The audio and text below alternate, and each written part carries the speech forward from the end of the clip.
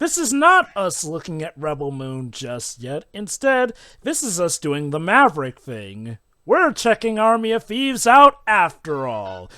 This is Army of Thieves. Again, like with 300 Rise of an Empire, Zack Snyder technically didn't direct this. However, it seems like this was apparently a big favor he did for Matthias Schweigeroff. The guy, Schweighofer. yeah, Schweighofer, who played Dieter in Army of the Dead, essentially. This is apparently a movie about that character. But not just any movie, it's a prequel. So I'm guessing zombies will not be involved in this. And Matthias's directorial debut, I believe. Uh-huh. I'm going to take a wild guess and say that this is probably going to be like 300 Rise of an Empire, where it's not directed by him, but it has his fingerprints all over it, probably. It could be. Okay, yeah, like, Zack Snyder did help write the story. That said, the screenplay was done by Shay Hatton. One of his co-writers for Army of the Dead and the Rebel Moon movies. And Zack is also a producer, again, just to make another parallel to 300 Rise of an Empire. Just to remind you, Shay Hatton also did John Wick 3 and John Wick 4. Tia, real quick. I was wrong. This is the guy's fourth movie. Okay. Anyway, we got music by Hans Zimmer this time, so hey, we got a great composer in here. Hopefully the story more memorable. I'm honestly surprised Zack Snyder didn't get Hans Zimmer more often than not. Hans Zimmer seems like a guy who would fit Snyder's style. Well, remember, the reason Hans Zimmer was involved with Man of Steel and BVS was because it's a Christopher Nolan production, right? So Christopher Nolan was the one who got Hans Zimmer involved. Zack would rather just use Tom Wolkenborg instead, since that's his big composer buddy. So I find it ironic. He's too busy getting drunk as shit at parties, Jova. I just find it ironic that of all the movies Snyder finally got Hans Zimmer on, it was, well, as far as I can understand, a spin-off and a relatively smaller scale movie compared to Army of the Dead, essentially. Now, mind you, this came out to Netflix the same year as Army of the Dead, essentially. Not too distant from it, yes. Again, it's supposedly the plan that both Zack and Netflix have about franchising, specifically his branch of products, because as we mentioned in the credits, in the final thoughts of the first movie, supposedly there's an animated series in the works. It's kind of stalled at the moment, which supposedly ties into Rebel Moon by having a character stumbling in a portal that leads this character into the Rebel Moon franchise, which is weird as shit. But we're not here for that. So that's right, folks. Technically, we are already peering into the universe of Rebel Moon, if only for the sake of that this is apparently part of the same cinematic universe as Rebel Moon. So does this mean that these Army of the Dead and Army of Thieves are actually parts 3 and 4 of Rebel Moon secretly? Of course. More like tangential, I suppose. Well, well, we can talk more about that later. Let's actually start the movie now. You know the drill. It's a Netflix movie, so start right at the Netflix logo. Okay. Pray to God that they don't change it to anything that's longer than the brief seconds it is. As usual, it's just a few seconds anyway, so people have a reference when the movie actually starts anyway. Pretty much. Alright, 3, 2, 1, click. So first it was an Army of the Dead, and now it's an Army of Thieves. What's next? So first of all, just to know... Just to know, none of us has seen this movie, I take, until now. Nope. I even know this movie existed. I literally only found out this movie existed while we were commentating on Army of the Dead. Don't worry. That's Zack Snyder's production company. I will say, though, I'm surprised Army of Thieves wasn't touted as much. Like, Army of the Dead, everyone definitely heard of, but it used to be... His production company used to be called Cruel and Unusual Films, but ever since the death of his daughter, things changed. And I think is Deborah Snyder still working with him? Sorry, is Deborah Snyder still his producer? Nowadays, well, isn't that his wife? Yeah, that. Oh yeah, and she used to be his producer. I thought she always. Yeah. She's still producing. She's still a producer on his movies as recently as Rebel Moon Part 2. Okay, then. That doesn't surprise me. I don't really see any reason for her to quit while she's ahead. Also, Jova, Hans Zimmer did the music for Beyond Two Souls and Kung Fu Panda 4 recently. So if there's one thing that Hans Zimmer is not, is picky about what productions he does. I mean, again, to give him credit, those scores were at least still good. Again, like, that's the thing. Hans Zimmer is, I guess, one of the easiest phenomenal composers to get. Mm-hmm. Well, I mean, Hans Zimmer is also German, so bit of German unity there. Might be. So the whole thing about the safe being associated to Wagner was an actual thing. Huh. Neat. Valkyrie, yeah. And then Gotterdammerung.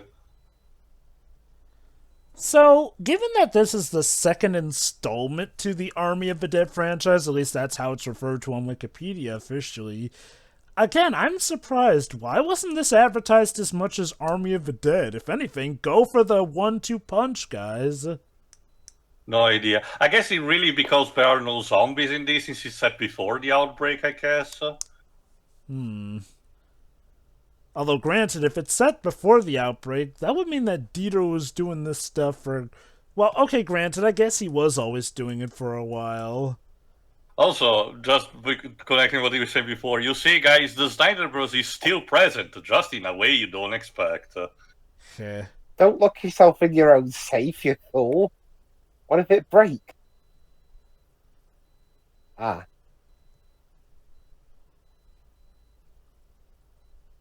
Oops. Yeah, I can see that the cinematography still wants to, be similar to the one of the Zack Snyder production.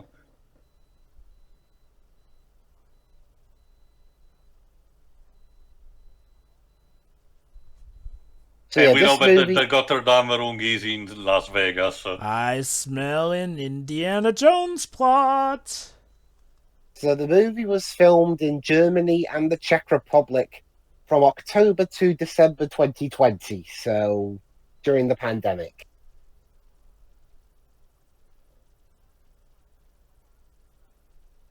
Subscribe, yeah.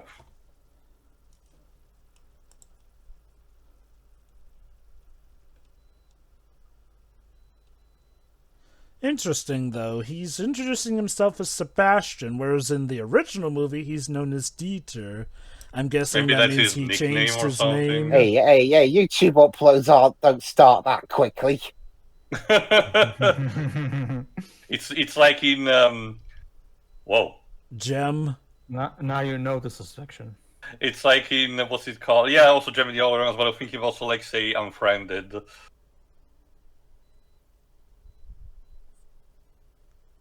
Ouch. Oh, that being said, that's realistic. That's realistic of YouTube. Unlike Gem and the Holograms, which suggests that you can just become a hit success in one night. A Stone Quarries Pantaleon Films. A sandwich with zucchini? Ew. Not a fan. Like the... Mate, adjust it all you like, it's not gonna work. Oh, you need to stay in the box. So, let's see. I will say this initial score for this title sequence, at least it's far more memorable than all of the score that happened in Army of the Dead. Like, To be honest, this reminds me a bit of Hans Zimmer's stuff on the Sherlock Holmes movie. I'm definitely, well, again, I'll admit, it's hard for me to find a Hans Zimmer's composition that doesn't resonate well with me. Well, Steve Mazzaro as well. well, Jova, what about Dark Phoenix? Oh yeah, I completely forgot about the music in that. Granted, that may be because I was distracted by how bad the movie was, though I don't recall Again, that... people keep... Oh my god. Oh my god, hell? an old Karen. An old German Yeah, Karen. I feel you. Jesus. She looks like she looks like an American version. Oh, hey, Oh, there's there's the the zombie outbreak. apocalypse. Yep. She looks like an American version of Masako Nozawa. Anything. Get it? She's comparable to a zombie that wants to eat him. Jesus Christ. Okay. Calling it now. The movie ends with him getting the job for Las Vegas. I mean, considering this is a prequel and everything, I'm pretty sure that's what they're going for. Okay, like one thing I Well, I mean, recall. and also, the movie was Good title. Yes, Libs? the movie was considerably cheaper to make than the original. This was only $7 million.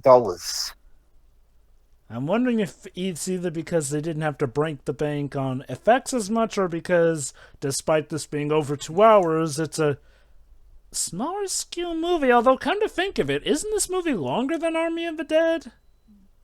No, it's slightly Oh wait, shorter. no, Oh, slightly new shorter. comment. Oh snap! No, Go is probably a A bot. Spam bot. yeah. One to put your One to push. skills. Well, it's a good job only one person's watched it. Otherwise, you're gonna have a whole bunch of people running down there. Imagine that being the perfect cover. An unpopular YouTuber. I mean, you can trust what people say on the internet after all, right? What? Is that what people do on the internet? Go on and spread lies? uh, Whoever wrote that Berlin. episode had no idea. Oh, there's the eye. Oh yeah, there's Berlin. Burn. is there supposed to be something significant about the eye flickering? It coincides with a lamppost. Cute. Okay, if there's one thing this film does that I do kind of appreciate is characters of different characters of the same nationality actually speaking in their own language. Also, Steven like- Seagal, what are you doing here? It kind of looks like him, yes. You would like Tekken a lot then, Dubs. Sorry? You would You would love like Tekken a lot then, because in Tekken, literally everybody talks in their native language, and they all understand each other somehow. Oh yeah, that I know. It's a Yeah, mystical. just get in. Is there even like everyone's wearing a universal translator earpiece or something? I wonder if they were trying to take a jab at the fact that American pronunciation of foreign word, because Gotterdammerung is being slightly butchered by stuff like the English language. Wait, is this like an underground match to see who can crack a safe quickest? Seems to be. Oh. As you do, of course. Oh god, that haircut. My money Well, is what are on. you doing in Germany then? My money is on the nerd with the furl haircut.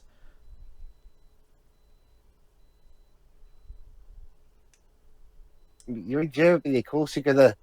I mean, you're an English speaker in Germany, of course you're gonna run into some German names. So what happens here if you lose You are the weakest contents- link. the contents Goodbye. of the? No, I got it. The contents of the safe inside blow up, and you with it. I mean, I'll admit it's God, these creative. 360 shots, holy shit! Yeah.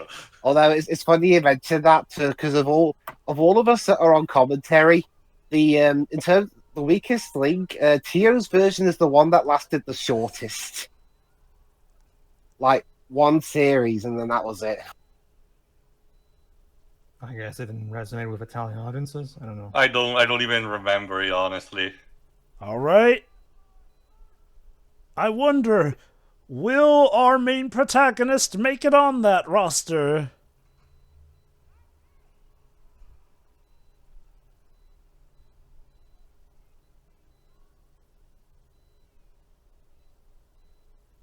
Oh, okay, so they don't get blown up. They just have to piss off. Yeah, to go. Well, you know what that reminds me of? The actual real-life version of Squid Game, essentially. Which, yeah, thanks for making that, Netflix. But hey, instead of dying, the contestants who lose are just sent home. Of course, yes, people were making bets on it. Place your bets, but well, €40. Such confidence.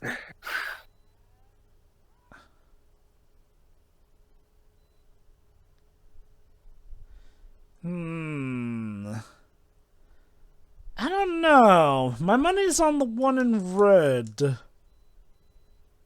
Well, the one they're focusing on the most, other than the main character.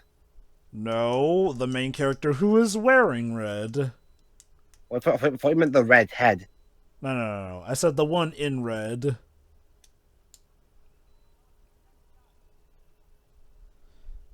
I guess this is one way to make safe cracking like one of the coolest actions ever. Like, this is like the German version of Fast and Furious? People just have fun safe cracking in warehouses. Hey guys, I know this underground ring, it's the greatest thrill. We watch people race to crack their safes, essentially.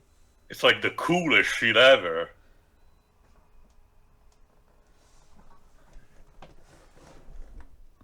Could you? What if one of those guns was actually loaded and they ended up shooting somebody? Maybe that's gonna be the punchline. I don't know. This seems way too casual for not having something shady in the background. Damn. Yeah.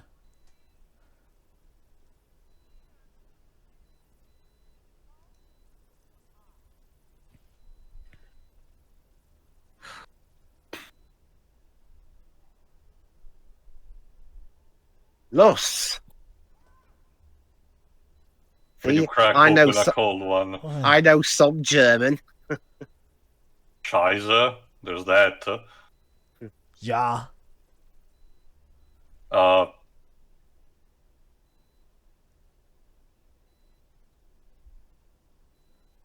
is he just about to flex? Oh, he feels the mechanism within. Look at the mechanism, it's so cool. Oh, yeah. For a second there, I thought the plot twist was going to be, oh no, they're already open. You just have to open the door, but you're overcomplicating things. I get it when we're kind of early on, but considering also how the protagonist is played by the director, I'm starting to wonder if it's just a vanity project of some kind. I mean, granted, to be fair, it's a prequel based off of Dieter, which, okay, if I recall correctly, the sequel, or at least what's mentioned about the sequel, seems to imply that Dieter and apparently a character from this movie will return for that one, so maybe in their minds Dieter was the main hero all along? I don't know. That said, does the boy think he's tough? Oh, look at the mechanism going. Well, kudos to the visuals. They make safe cracking look cool, I guess. So this is safe porn, I guess.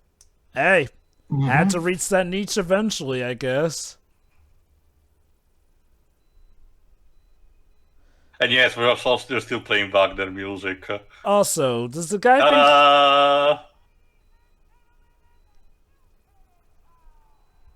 Our new safe cracking nerd I am champion! the master of unlocking. It really is like the Fast and Furious of safe cracking, I guess. Also, apparently the girls find that hot, too. Of course. You open the safe before me, I'm gonna kill you. Wait. Pedro, are you telling me you haven't heard of girls and women who fawn over men who can crack a safe? Also, hi, totally not suspicious.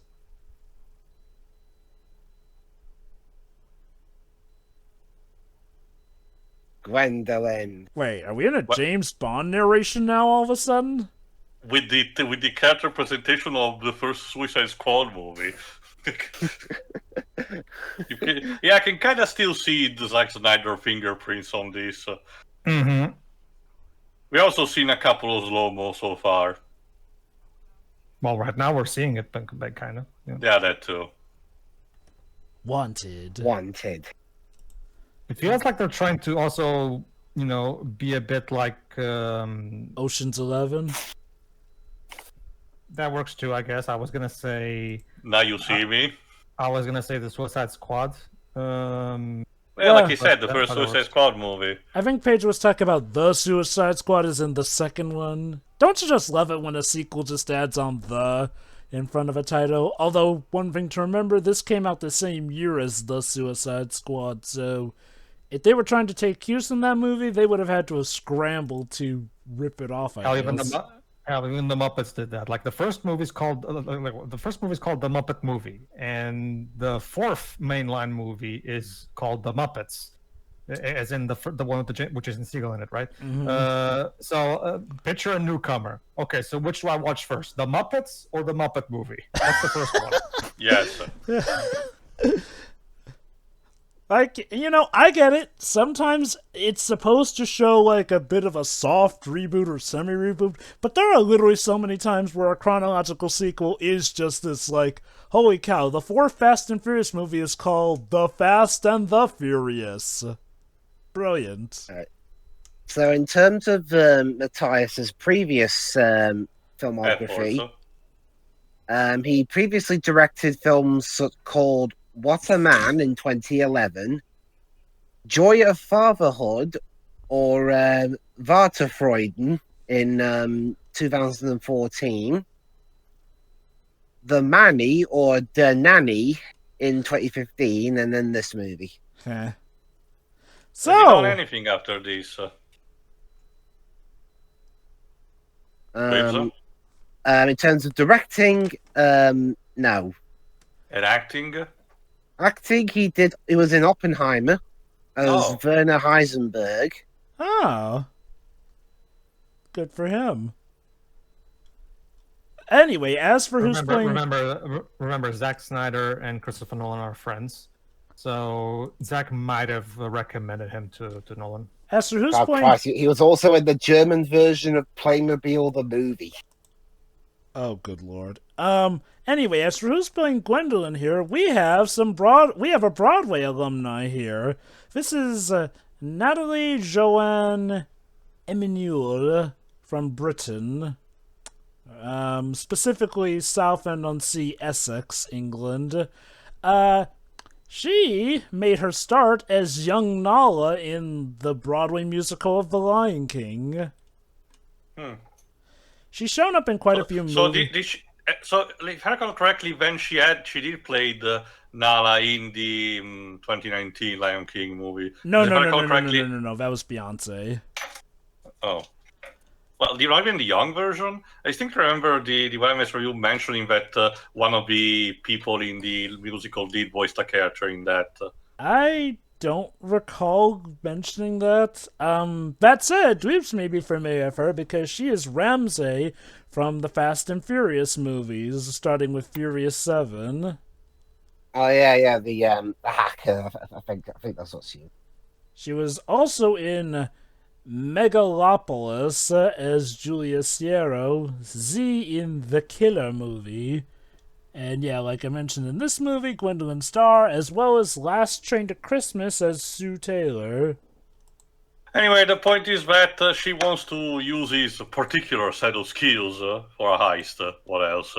I'm putting together a little army of thieves, you may say. That's the title of the movie. And let me guess, everyone in this room just happens to be part of that army.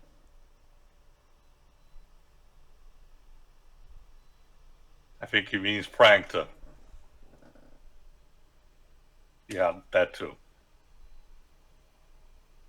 I guess this is to show that English is definitely not his first language, and this is how he became more fluent and jive with the slang of English-speaking countries.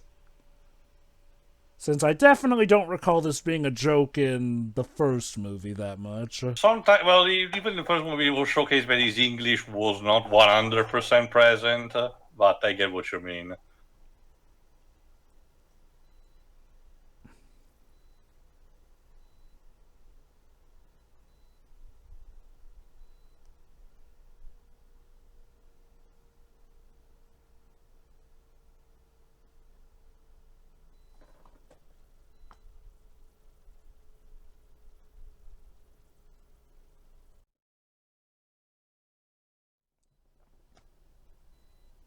Oh snap, the ring cycle!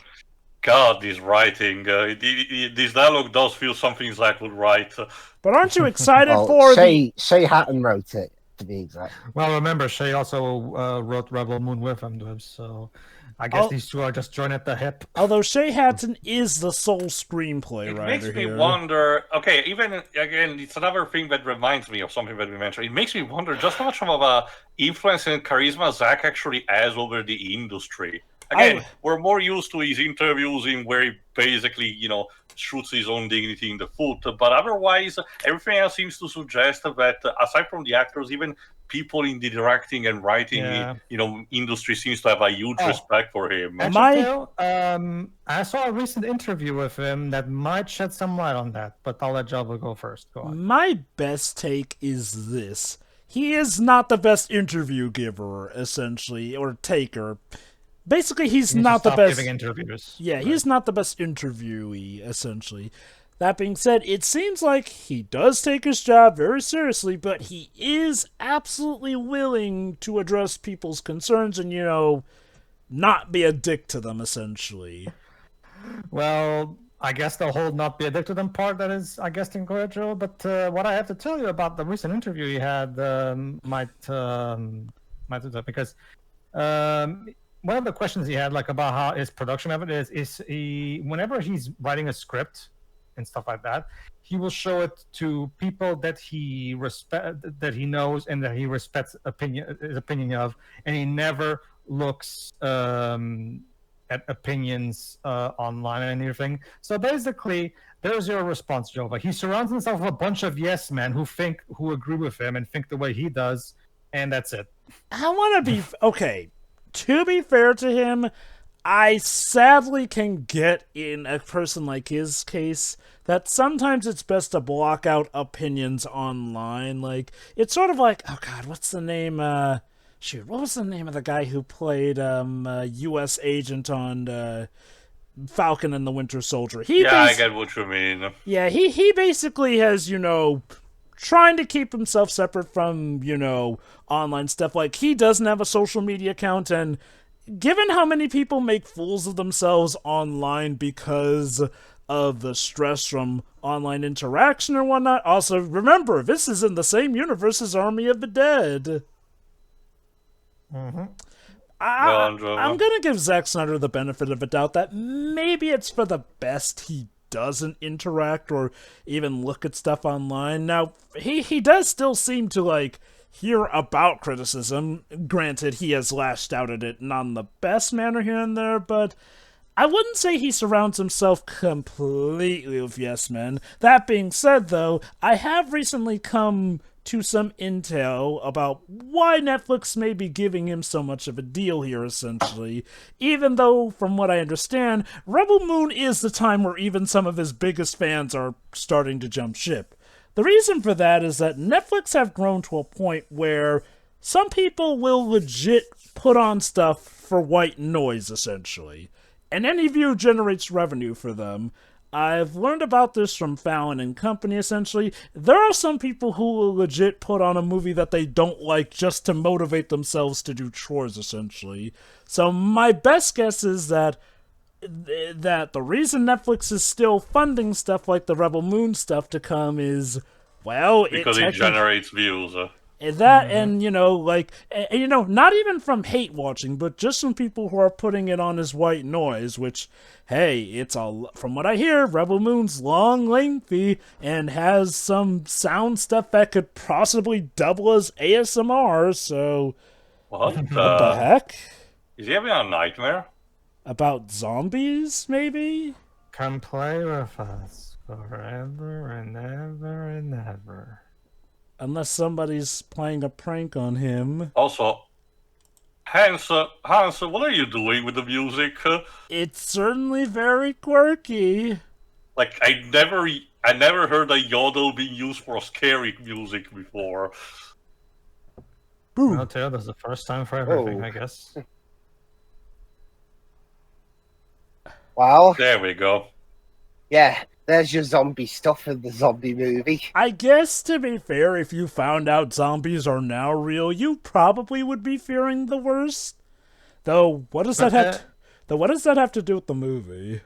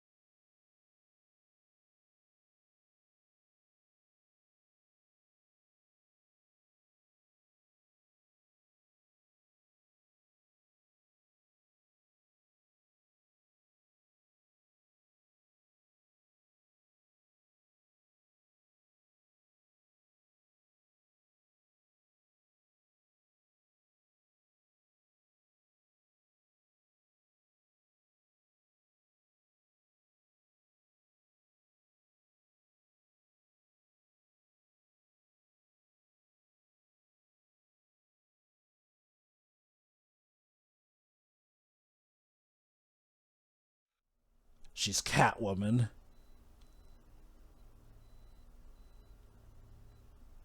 It's a good thing our main character is not allergic. I know, right? That'd be a massive turnoff. Oh my god.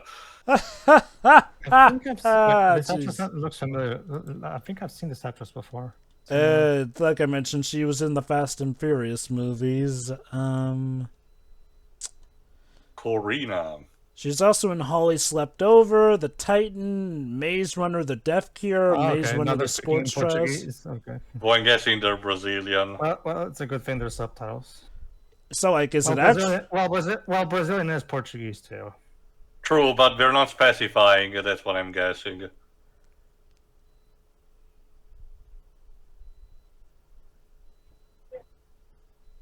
You were the one who leaked Pirates of the Caribbean 2 back in the day? Oh my god. I actually remember. I don't remember about that, but I do remember back in the 2000s when Sonic The Matrix. Oh, okay, go on. when Sonic Advance 3 ROM got leaked before release. But we're going to say the Matrix because that was kind of infamous, even the one without the music finalized. That I didn't know about. Rolf. I think I've seen this guy somewhere too.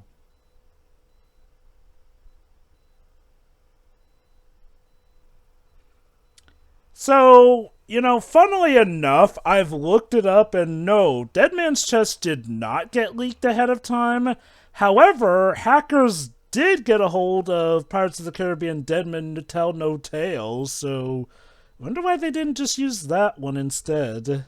Probably in order to avoid an actual, lawsuit from Disney, maybe? I don't know. Yeah, copyright can be very weird and random with what's okay and what's not okay. Is that DJ Khaled? I don't know. Let me check.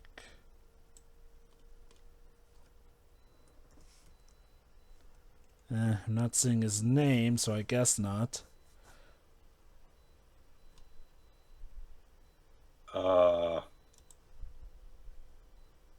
Yeah.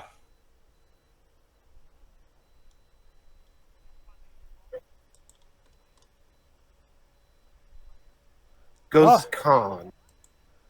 A British comedian is apparently on our born in Coventry, and his most recent big film was that Netflix film called The Bubble. We have a discount Chris Hemsworth, I guess. Bonus points if it's actually played by his brother. But no, Brad Cage is apparently played by Stuart Martin, a Scottish actor. Oh my god, they got inspired by, I forgot the movie, but when with Nick Cage in it. That's what his last name is from, because they got inspired by Nicolas Cage. Oh my god. Yep. Like, what? Did you originally want Nicolas Cage in this, but you couldn't get him?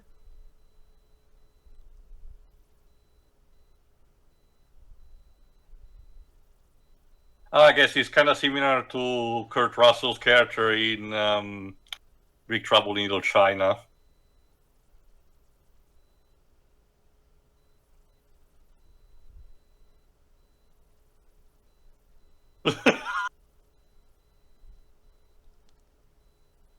I don't know.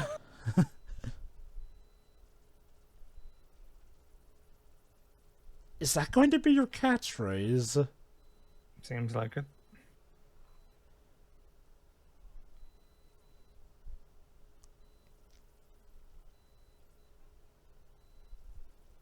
Not really an army of thieves, but okay.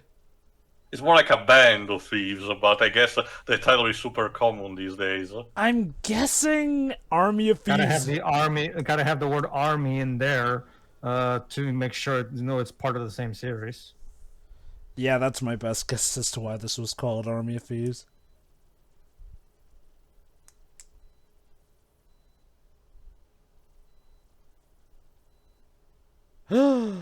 Wow! You've read TV tropes!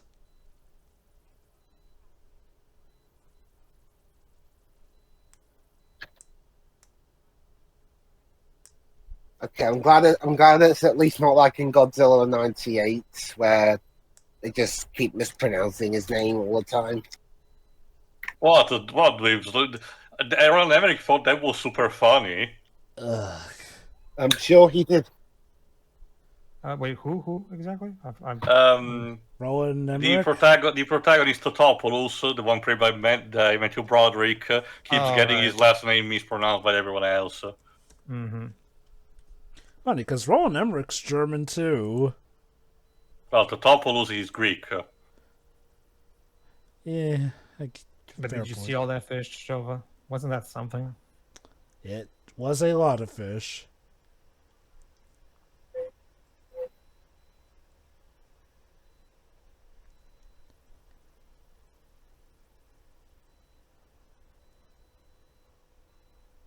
Oh. Yeah. Yeah, you go through each of them in order.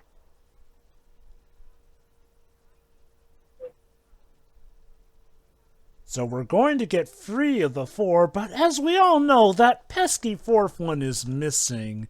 Never to be found again. Except for the original movie.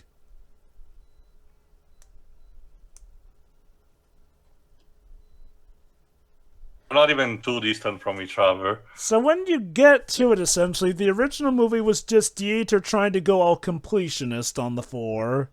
Yeah, if I recall correctly, that's why he joined the team, because he... Hey! Oh, there's still property, a property of him. Yeah, that's the most we're going to see of him, though. I guess maybe they're building him up as a sort of an arc villain for this franchise, considering he basically got away with everything by the end of the previous movie, just without his head. I He had what he wonder. wanted. I wonder if Bly Tanaka finds out that Dieter was part of the group that I assume are going to steal from him, essentially, with these free safes. So that's part of why he hires him for the job. Since it turns out that the job was never about the money anyway.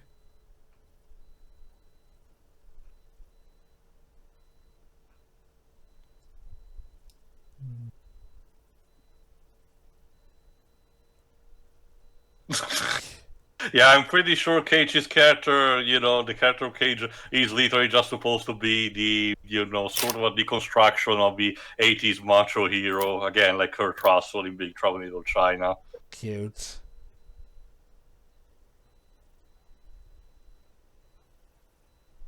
Where do you think we are? Europe has a lot of these. It's funny because he's European himself, so shouldn't he know about that? Yeah.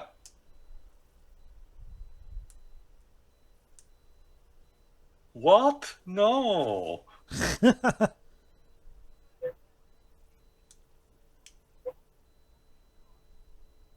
Yeah, it was also showcased in the first movie, but he tends to be a bit nervous.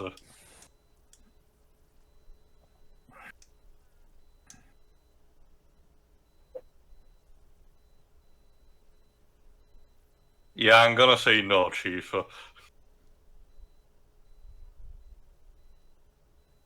For the audience sake.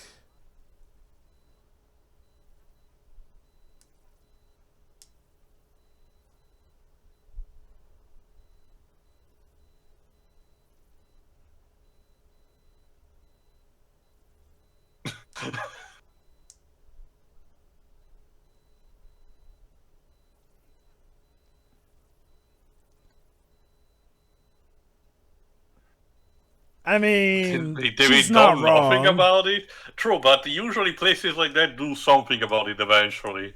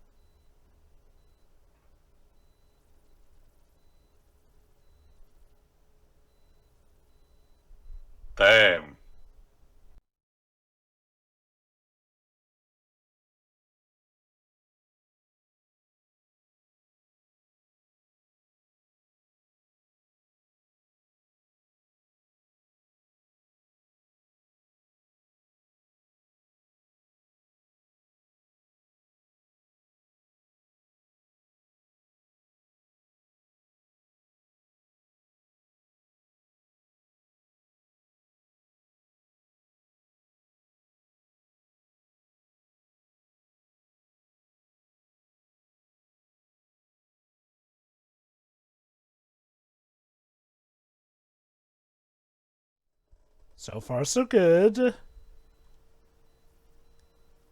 So it's bound to go wrong here. Considering it's the first also heist, makes me wonder. Unless maybe they're playing with expectation in a sense that what we're seeing as supposed to be the recap, it's actually how he's going, Yeah, like despite how... everything. Yeah, sort of like in some of the Sherlock Holmes films, the RDJ one, specifically the second one where he is doing his usual mapping out stuff, but then it ends up going completely different from how he planned. Alright, what score will you be imagining this Preparation. time? I mean, it's the first part of the Nibelungen Jova, so it is that. Beautiful. Kinds.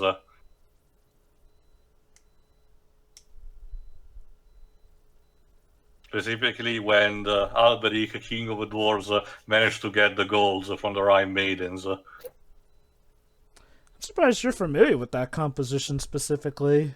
It's very cool, actually. Again, aside from the sad real life, stuff that involved Wagner and his compositions, of course, the story is basically an epic. So it's okay. It was also partially the inspiration that Tolkien had for the mythos of, the Lord of the Rings and the Silmarillion. Interesting. A music score helped to inspire one of the most Well, well-known the story novels. of a musical score. It's basically like a theater play. I mean, it's kind of like with The Sorcerer's Apprentice. There was a story built also with the composition. Ah, okay, that makes sense. They also made a terrible two-parter point-and-click game, but we're not gonna do that, Jova. It's practically unplayable these days, and it's a piece of shit. Huh. That is quite a bit of interesting trivia. I found out that there's a terrible game tied to that composition and I assume play. There we go. The music gives him a power-up. She's about to facepalm. I put all my hopes into this nerd. Sir, I hear music going on in the vault room. Yeah, like in the first movie, cannot stand noise. It makes sense. His sort of job does require absolute concentration, which is best done with the utmost of quiet. Or at least concentration on his field.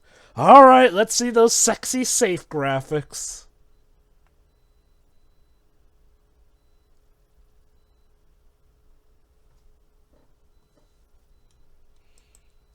You can do it.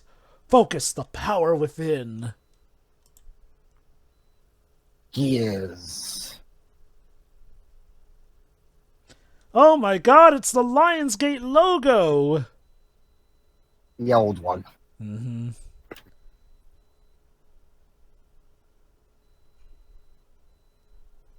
I wonder if they actually studied the inside of safes just to get down exactly how this would look. And yet I still get the feeling it's dramatized.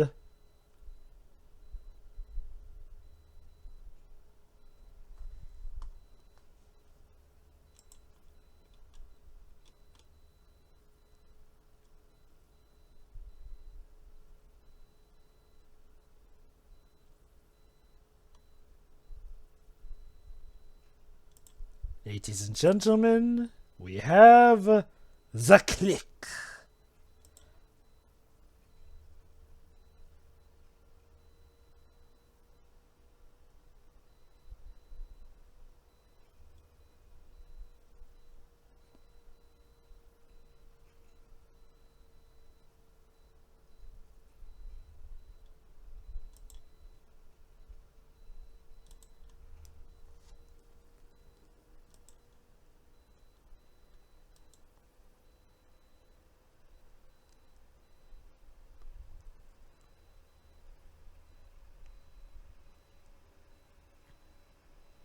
And Apparently, the Lionsgate logo is about to come up or something.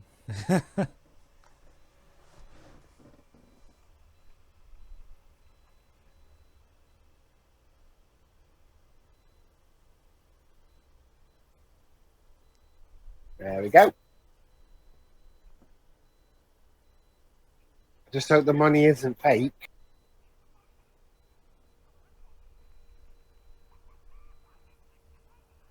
You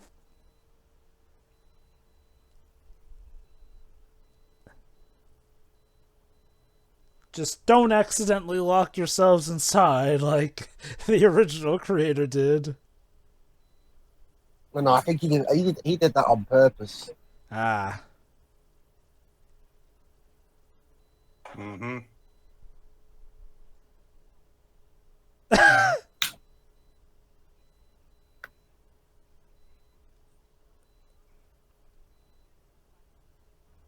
I'm sure you two won't fall in love whatsoever. I guarantee it. Well, this is a prequel, so Yeah, granted. But I can still imagine some part of the team will actually, will potentially die, before the movie ends. Not all of them, obviously, but... Although, one thing to remember, this is apparently happening around the time that the intro sequence for the first movie is there happening. you go. Called it that's what we are doing. It was actually how we did it. I kind of like this because so many products goes for the briefing and then it doesn't go as planned. But this is nice.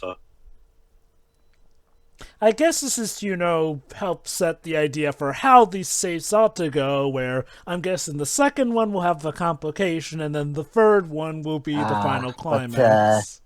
Yes, but Interpol is on their tail. Oh boy. Where's Chun-Li when you need her? Yeah.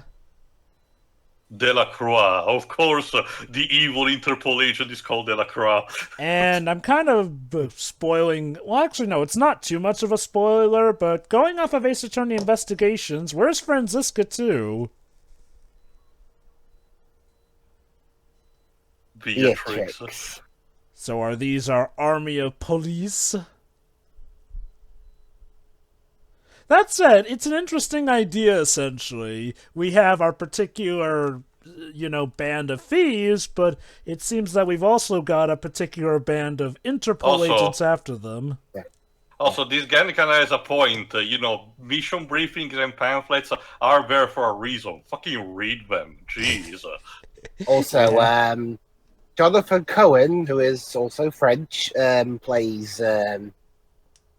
The devil. Delacroix, is that what it means? Devil?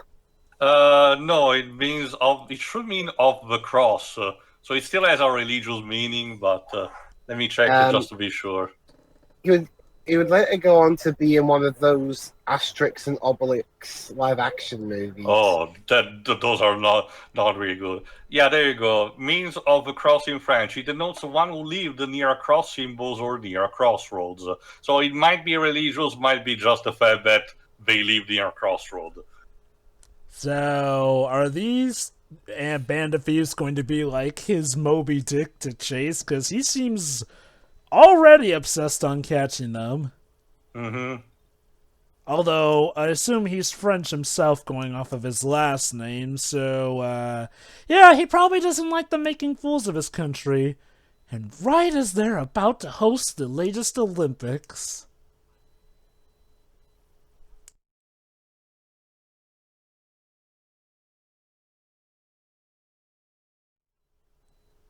I mean, to be fair, dude, a zombie plague is nothing to sneeze at. He's acting, holy shit.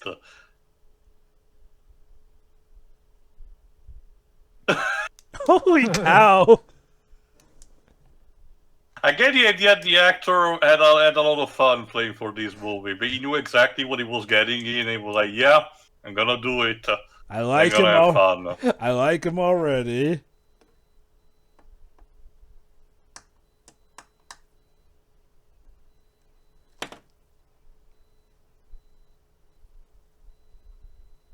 Probably a good idea.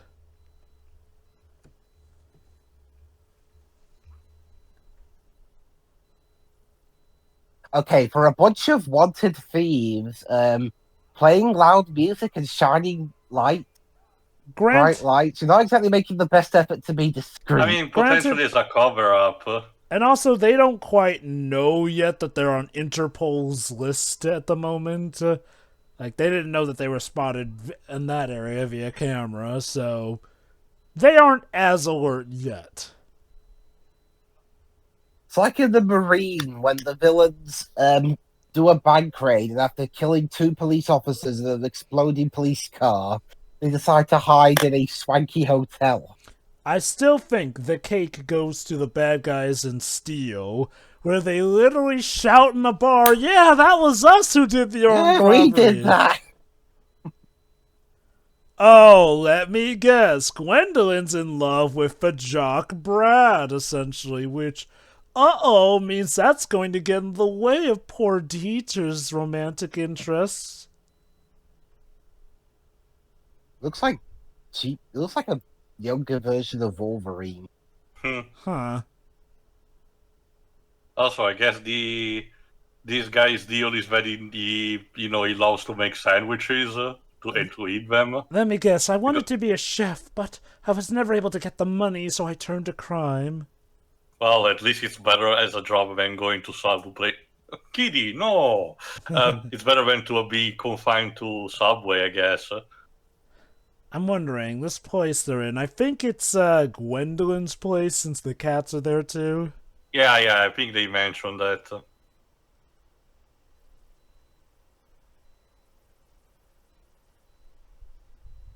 Wow.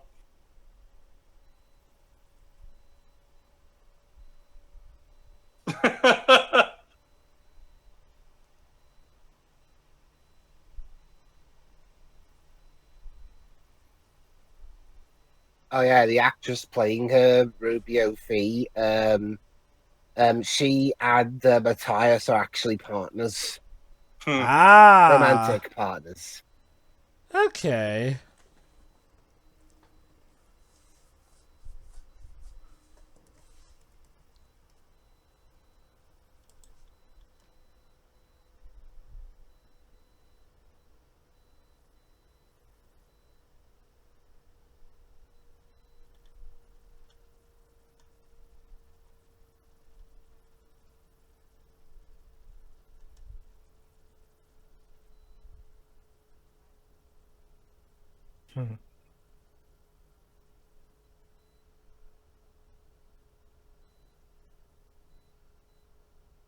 Interesting that his love interest is not the one played by his partner. Granted, I've seen this before, but maybe there's a reason for that. Hi. But let me guess, Brad is like a bad guy for her, essentially, and well... Okay, as someone who normally has no problems in drinking from the faucet, the one where you took the water from didn't look the most sanitized one. Unless it's just looking antiquated. Like, it looks, yes, but it might be rusty and, that doesn't bring a lot of good stuff in it. Yeah, it does look a little on the offside.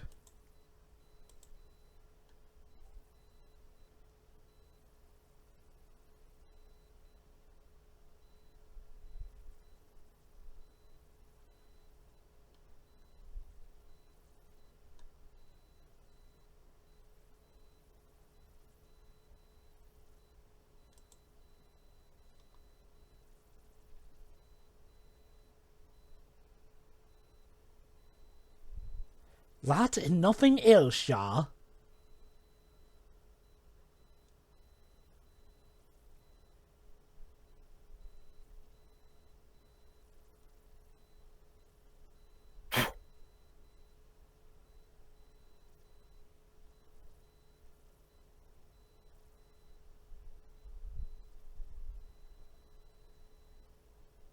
But his real name is Alexis.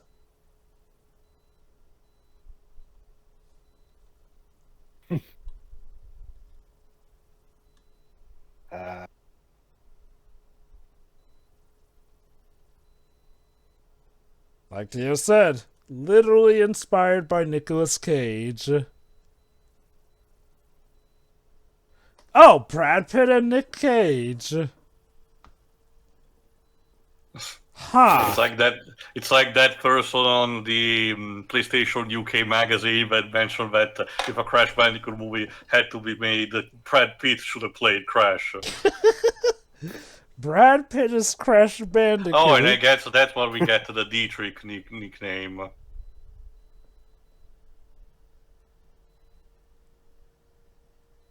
Like a code name.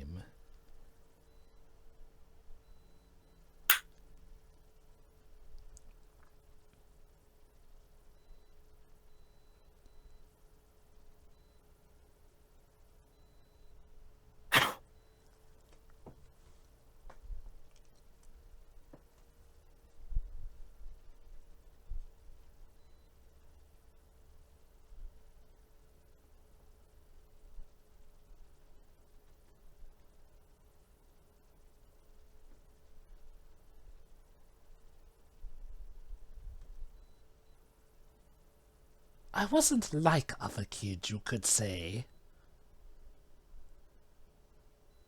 Oh, Ludwig. Ludwig Dieter.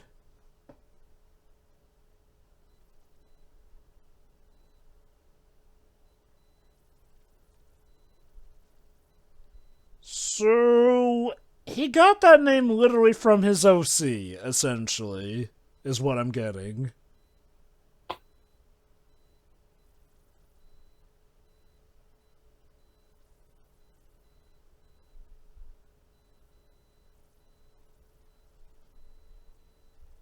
Ladies and gentlemen, we have a codename origin.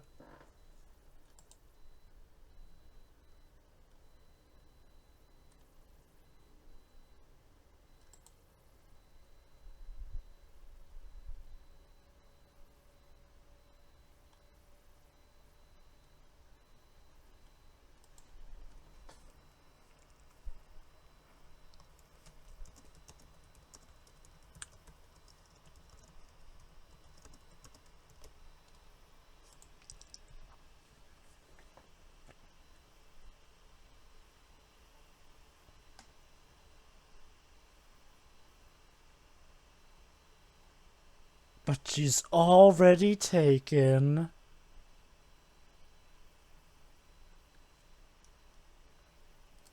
Were you even listening, dude? I can't hear her over your narration.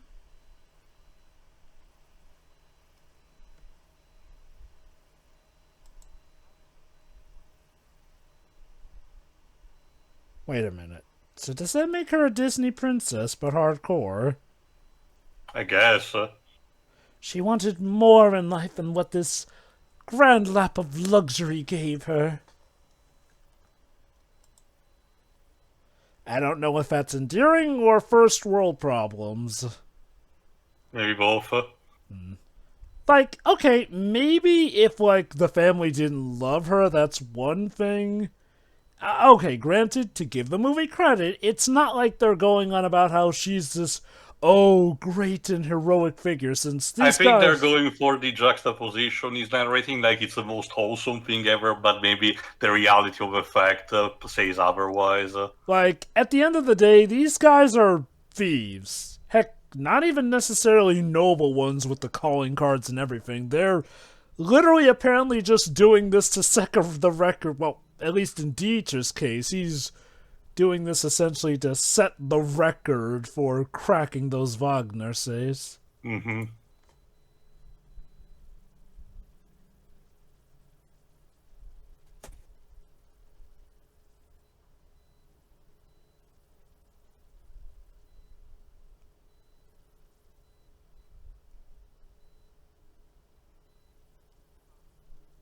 Uh-oh, but that's where the zombies are. Oh no.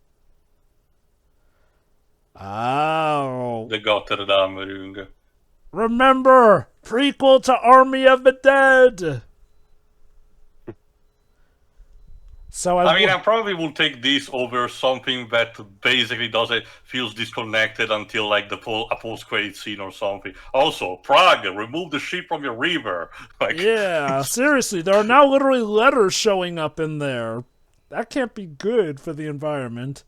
But yeah, no, I mean, I'll be fair. I don't even really mind it that much either. I joke, but it does tie in things actually pretty well with the first one without feeling too on the nose. Oh shoot, they got people ready to shoot them on sight.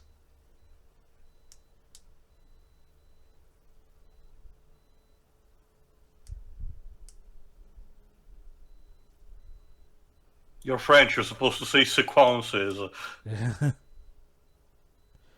Holy cow. Like, I get that they're thieves, dude, but man, you act like they're terrorists.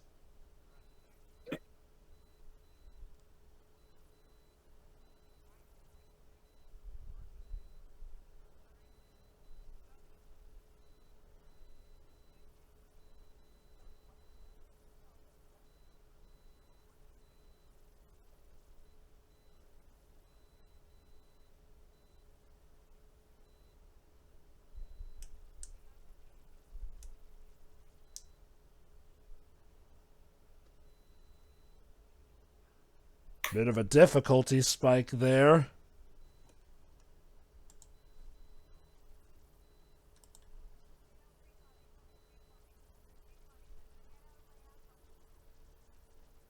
That was Ouch. certainly a set of words you put together there.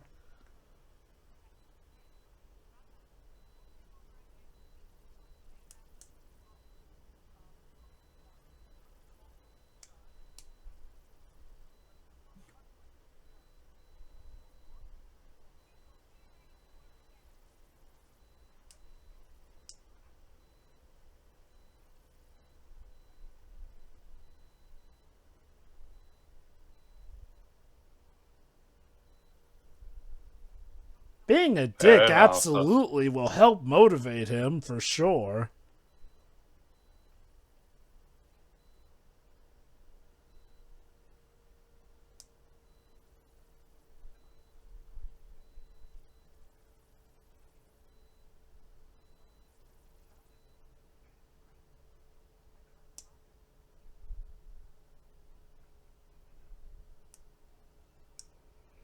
Cracking banks is literally becoming his superpower. Basically. Even the way they framed it, to the fact that, he uses the code name of the OC superhero that he wrote as a kid and everything, they already kind of framing it like it's a superhero origin story. Makes me wonder, though, since technically by Army of the Dead he's cracked all 4, what'll be his big motivation after that? I guess aside from survival. We'll see. I'm inside. Yeah, there you go. Wonder, has Hans Zimmer done a big spy or heist composition Cars before? 2. No Time to Die. Huh. So James Bond and the James Bond parody. So I That being guess... said, like I said, Both came out the same year. even if it's maybe not super something that I will say, will keep, listening later. Like I said, I really dig this score so far. Yeah, no. It really has the energy for the type of, movie it's kind of, I will say this, we're kind of way through. This is probably the closest we're getting to a Sly movie, actually. Huh. Yeah. You're kind of onto it. But yeah, I'm digging the composition as well, honestly. Even if I don't... Like, it is true that it's also similar to the Oceans series as well, but it tries to, still relatively more unique with less people around, like a proper band of thieves. I will say, I think what this movie essentially is, well, it is not trying anything super special, but it's mainly just having fun with the heist concept, and I think that applies also to the music as well.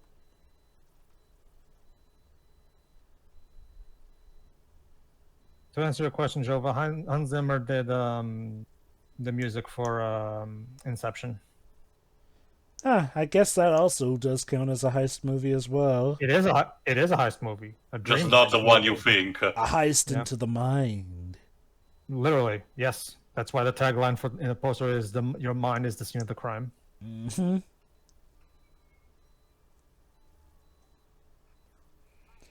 I'll admit, part of me kind of finds this maybe a bit better than Army of the Dead. Again, the movie's not over yet, but I'll admit, something about this feels a bit more coordinated than Army of the Dead. Awkward. We totally won't fall in love, guys.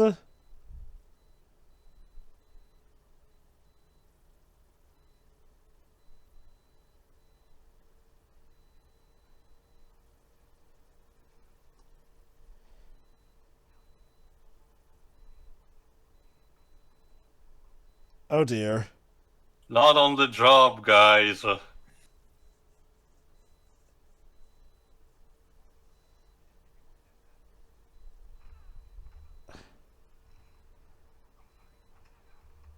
Yeah, there we go. I guess we have gone a while without the slow motion now that I think about it.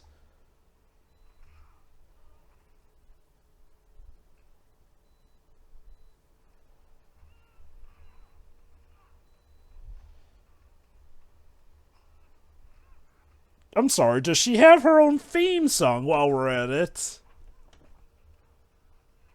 I mean, at least it's not like in Blade Trinity where she outright listens to the music while she fights.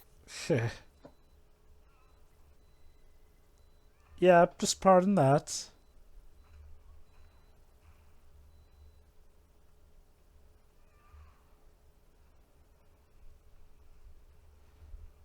Bonk!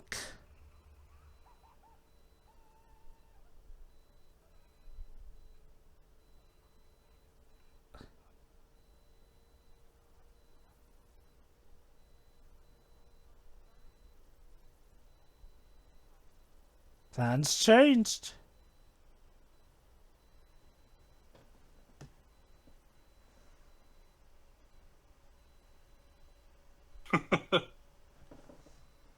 Well, I'm sure they won't mind us doing a little safe cracking now.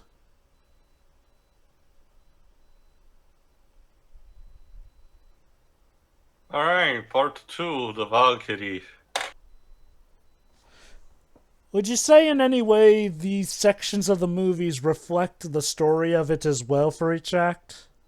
Well, not exactly, but they play appropriate music. Like what you're hearing is probably the most famous piece of the Ride of the Valkyries. Oh yeah. Anyone who's seen Looney Tunes enough has heard that one. Yeah, the short What's Opera doc is basically an abridged version of part 3, where Siegfried has to free the Valkyrie from her eternal slumber.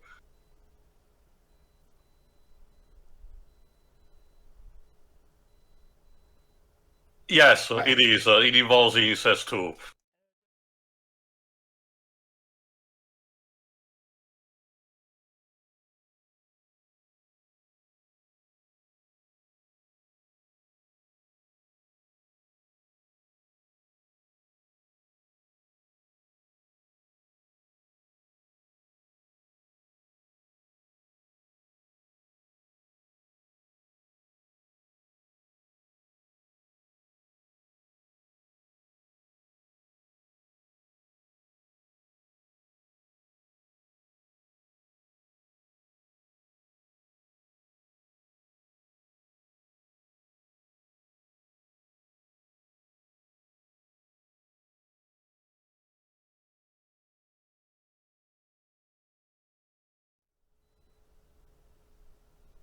But yeah, usually what happens, Jova, is that Siegfried, after killing the dragon Fafnir, bathes in his blood. But because there is a single leaf that falls like on his shoulder, on his back, think of it, I think around the place where the heart should be. That's his weak spot, and that gets exploited in a duel against a rival. Just like Achilles. Mm-hmm.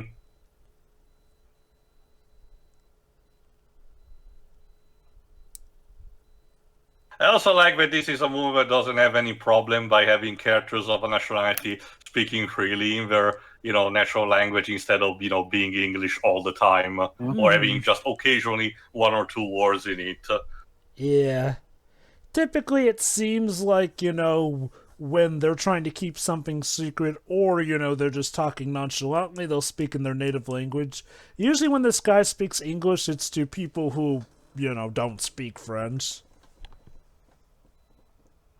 Probably also a modus operandi of Netflix, considering they have an appeal worldwide. They probably want to appease like this. Hell, Netflix have some series that literally just rely on subtitles these days, so I'm not too surprised that they would be super willing on this stuff.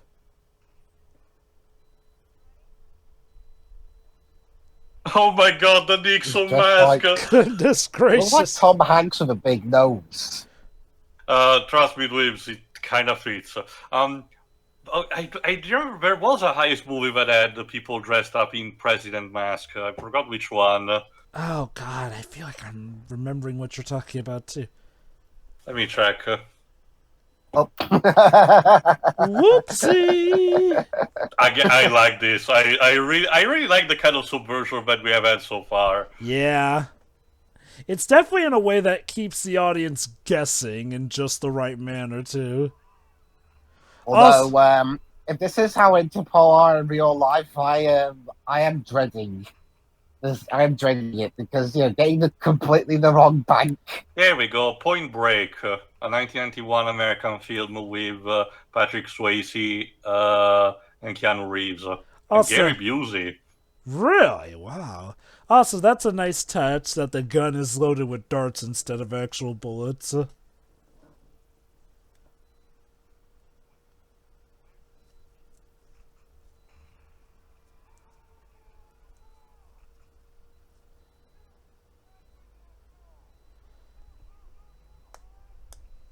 So this is basically going to be a decoy robbery.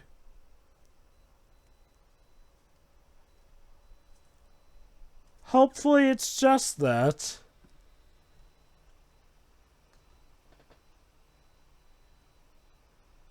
Work your magic. Yeah, there you go. The characters in Point Break basically have a motif of calling themselves the ex-presidents because they have masks of Ronald Reagan, Jimmy Carter, Nixon, and Lyndon B. Johnson. Hilarious. Huh, I wonder if this is meant as a reference to that. Seems like it, yes. Which, I'm fine for a good reference. I wouldn't be surprised if a lot of spy stuff in this does have some slight references to stuff. And not just that, Snyder loves to be referential, so yeah, I'm not too surprised either. Okay, so this lock is definitely more tricky.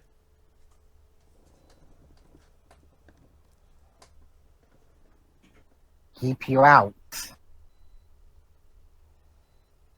Huh. So apparently... Oh, it's scrambling. That's a new one. Wow. It basically scrambles the button, so you have to guess which one corresponds to which. I'll give the writers credit. They have legit made safecracking kind of its own action in a spy venture. Like, that's not to say it never was, but it's kind of like the equivalent of how Ace Attorney made lawyering actually seem more fun than it normally is. You're stressed! Your mom is stressed. What are you guys, the Brady Bunch?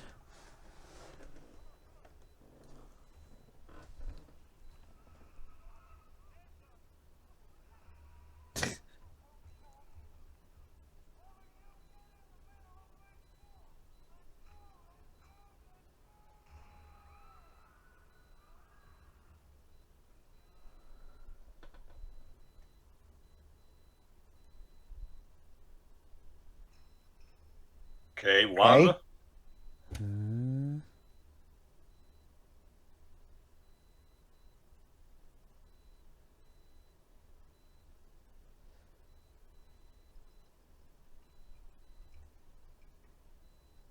Two.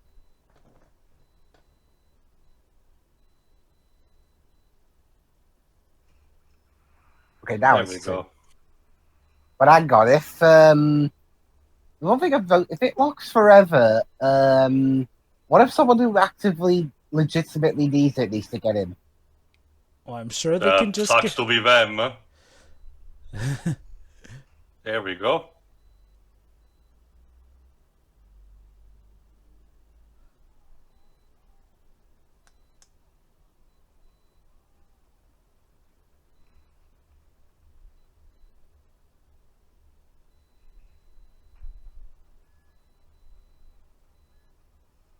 Oh boy. Yeah, the loud alarm.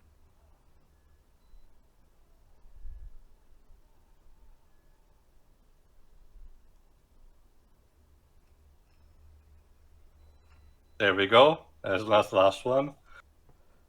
Now let's just hope he finishes it before the loud alarm comes down there. Also, before the Interpol arrives. That too. It looks like Prince Tommy Dreamer. Come on.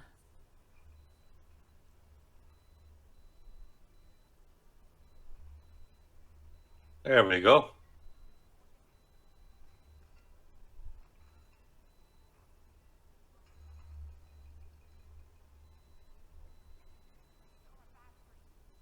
It's a freeze. And the verdict is that...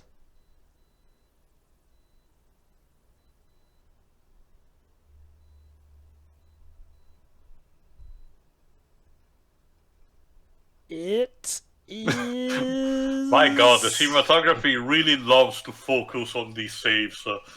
Like, they're the coolest shit ever. I guess to give him credit, safecracking is like the main crux of the film, so they had to make it as exciting as possible. Maybe, remember, Matthias is the director, so maybe he really loves Gears. Maybe. Like you said, again, not necessarily as a negative thing, because in this it's a bit more in the air, but this really feels like a bit of a vanity project.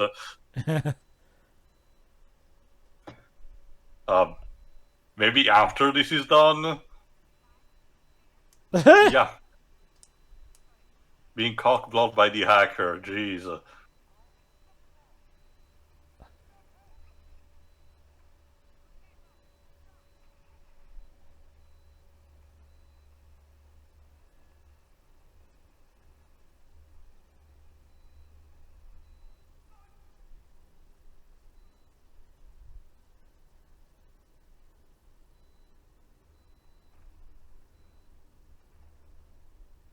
I love how he's legit confused. Like, wait, why'd he throw me the money? He's the thief. What? No, Oh, okay, now it's turned into that scene from Doom. Yeah, The it looks movie. like there was a brief FPS camera, I guess. Oh, yeah, that's gonna leave him deaf in that ear for a bit. You do not want a gun fired right next to your ear. The sound is already bad enough without it being that loud. Ow. Also, dude, you were seriously struggling against an old fart of a guard? Okay. What kind of Don't worry, action he star are landed you? he landed in the convenient pile of posters.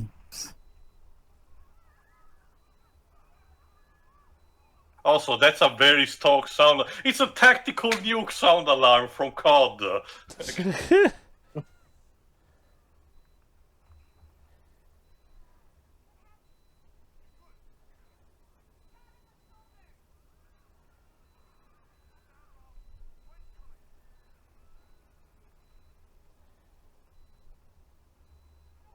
Come on, you can do it.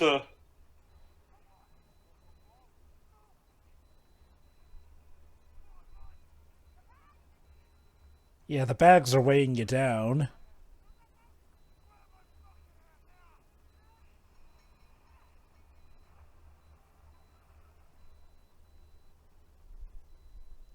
Long live the king. king.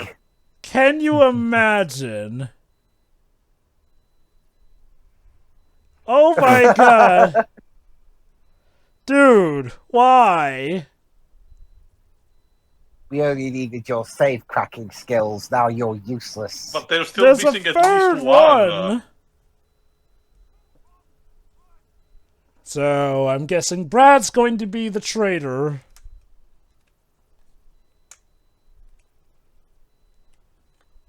Alright, there's also Interpol.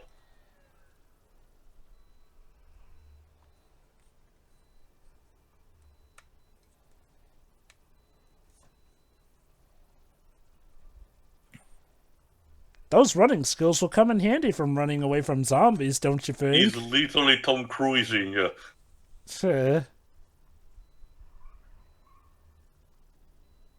Well, he's in the Czech Republic at the minute. What were you expecting? I'm sorry, I don't speak Czech. What are you saying? You know, how funny would it be if he could crack those safes just fine, but it's a bike lock he can't do? You know, in Catwoman, Patience Phillips manages to steal a motorcycle. This dude gets only a bike. Shows how resourceful he has to be. Holy cow, he's even got the eye twitching at this point. Like, was he not sleeping for a while? It was like, oh, I need to capture these thieves. I mean, from what I understand, lack of sleep isn't a French issue. It's more a universal kind of thing. Yeah, I'm pretty sure it's like Tio said, the guy is going complete Ahab after these guys because, in his own terms, they're obviously using this because the world is distracted by the zombie apocalypse. Also, just to mention also something from before, since I did make some parallels, I might as well make another one.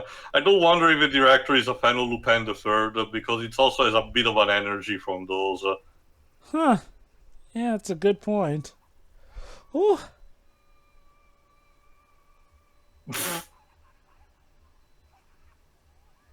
Oh! Oh! Hey, again, at least he lands on the nice, soft things. So how is he gonna get out of this one?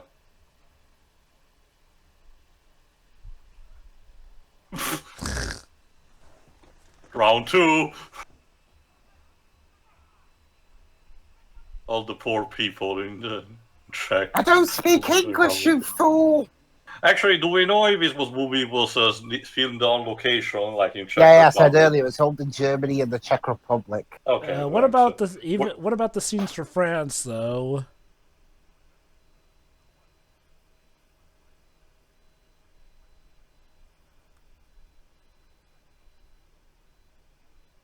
Imagine! You're fired! Well, that guy doesn't work for Interpol, he works with the Czech police. Curse you, Lupin! You see, he's only mad because he knows he's in a spy movie, so he's doomed to lose. Unless the third act introduces something more evil and they have to team up to arrest him or something. That's usually how it goes in Lupin movies. And, series.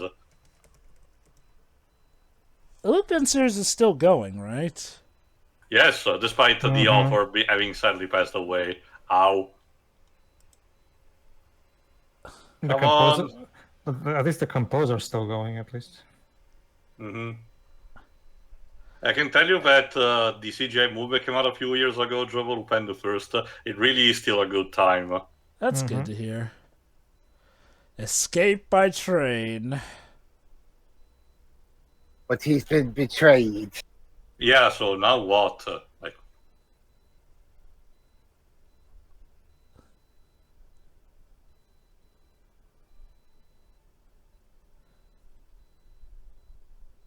Oh.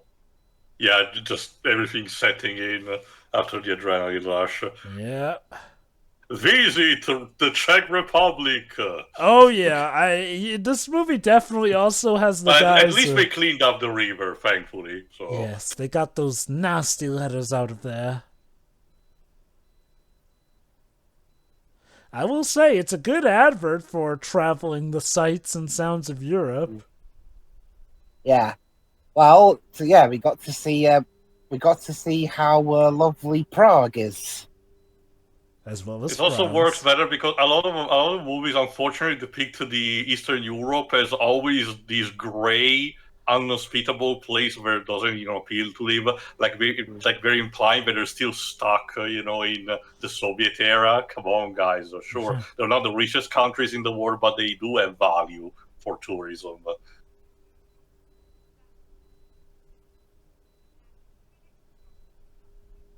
Oh.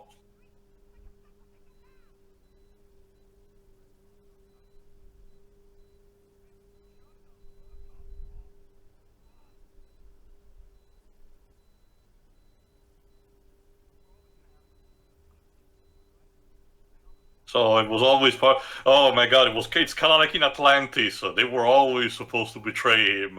But let me guess, pretty much everyone but Brad eventually realizes that, no, it's not right to turn on the guy. So if I understand correctly, the plan was never to hit all three, I presume? Well, no. That's what we're discussing right now. Brad doesn't want because he just wanted the money, but the others do want for the glory of, cracking them. I guess that's the deep irony with Brad. He's inspired by these macho American heroes, but he's really just a scumbag.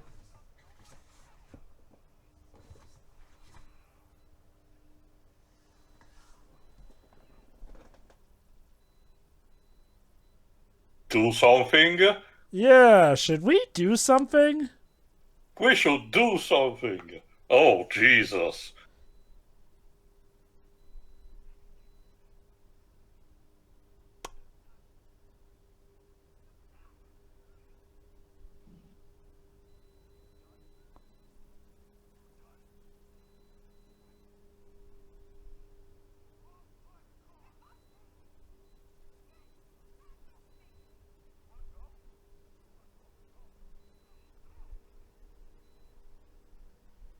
This group is falling apart!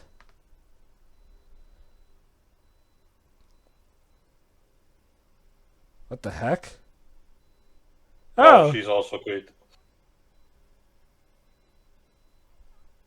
this is turning out like Atlantis.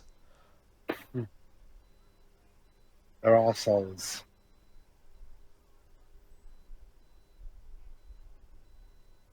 Yeah. Yeah.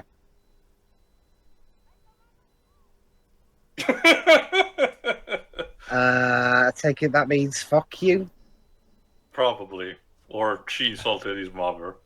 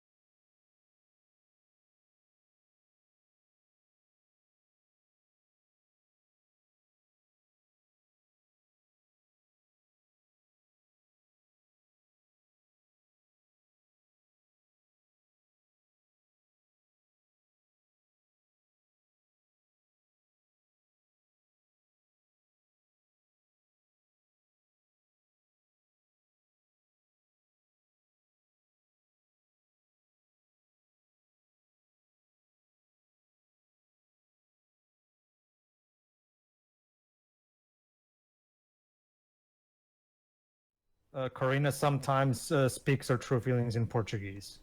There you go. Oh, and look at that, they beat him back already.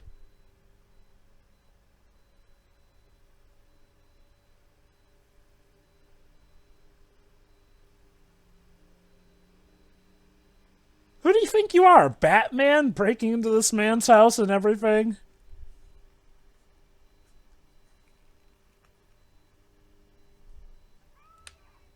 Jesus!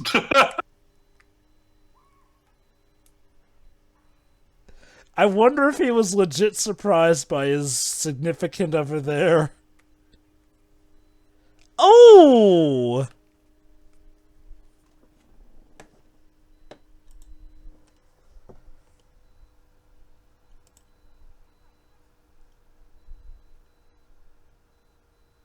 Huh. So apparently Ruby O'Fee, her real name is Ruby Moonstone Camilla Willowfee. Bit of a mouthful there. She's German and Costa Rican. Interesting.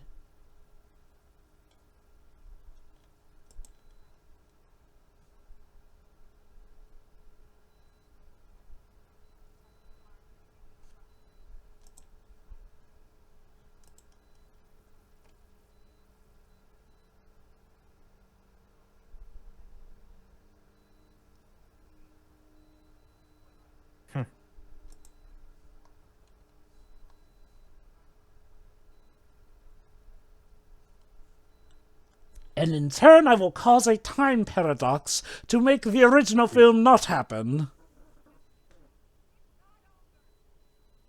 It has never been this over.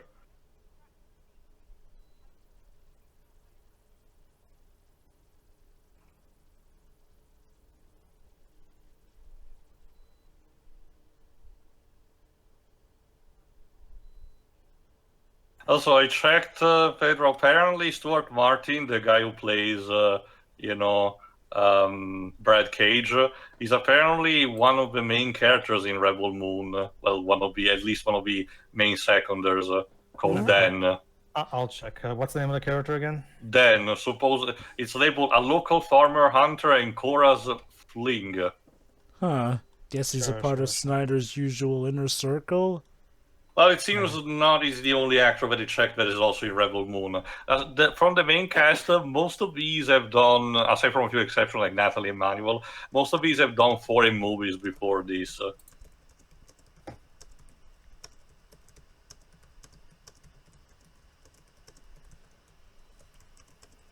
All right. Speaking of Netflix, lately, maybe because I've only just noticed, but they let you speed up or slow down the movie. Like, why do you want to watch it at 1.5x? A lot of people tend to do that with YouTube videos, Lives. Apparently, they managed to have receptive skills that allow them to watch a video at a higher rate, and they're perfectly fine in understanding it. I mean, I use it myself for whenever I'm getting impatient with a video, want it to get to the point.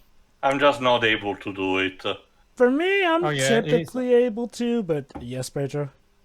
Yeah, Stuart Martin. And he's also going to be in Twilight of the Gods. What's Twilight of the Gods? An animated Netflix show, also from Zack Snyder. Huh.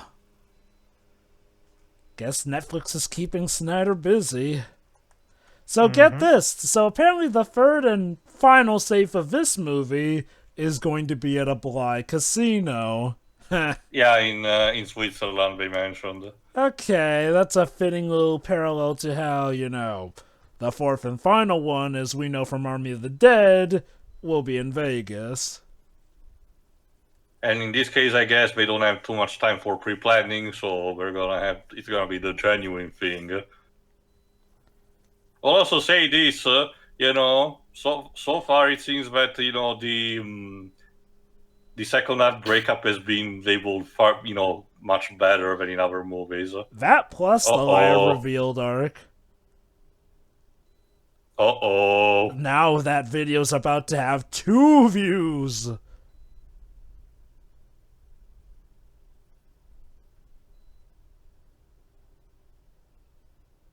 Oh shit. And the moral of the story is don't post shit on the internet.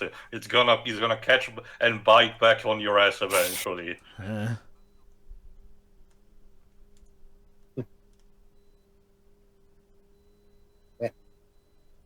Oui, allez. Yeah, hurry up.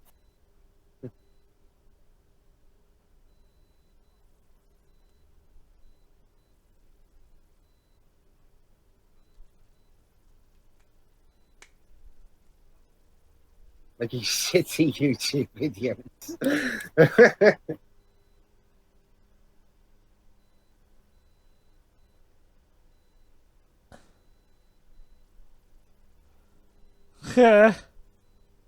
I mean, the movie made... I mean, you're Interpol. You can ask YouTube where the video was uploaded. Like, oh yeah, I remember the scene when Bambi gets chucked out of a van. I mean, they joke. She said scared shitless like Bambi. as in like when the mom is being killed and shit. It was a like deleted scene, was it, Tio? No, it's gonna be in the live-action remake, of course. that. The point of which to actually, make the new hot human protagonist much better, of course. Can you imagine? And join us next time. Oh, more zombie nightmares. Great. See, this is related to Army of the Dead.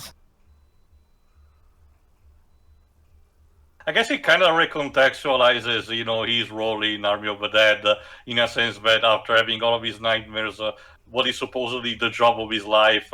And he locks himself in the vault. See, guys, like he's gonna do it. To the black guy in Army of the Dead.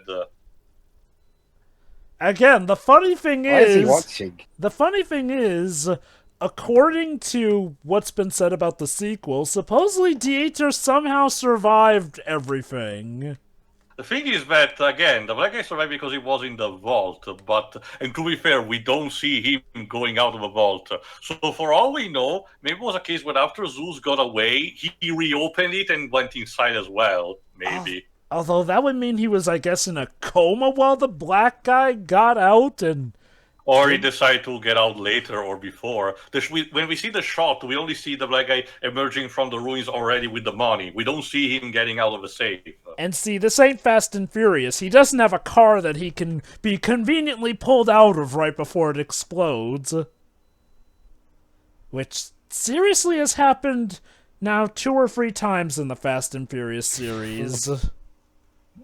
Saint-Moritz, Switzerland, in case you were confused with Saint-Moritz, New Zealand. Okay, to be fair, I didn't actually say the country. I know, and like I said, I appreciate when a title presentation is more dynamic rather than just, simple, boring writing, in a small font on the Or if it's an bottom of the MCU, image. or if it's an MCU movie, it's literally giant, covering the whole screen. You okay, dude?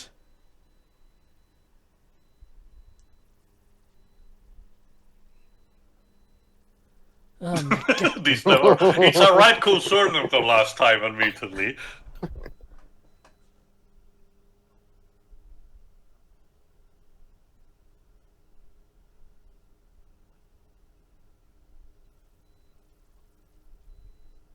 So you would rather risk the money gets stolen just so you can catch these guys? That is definitely some Ahab level pride there.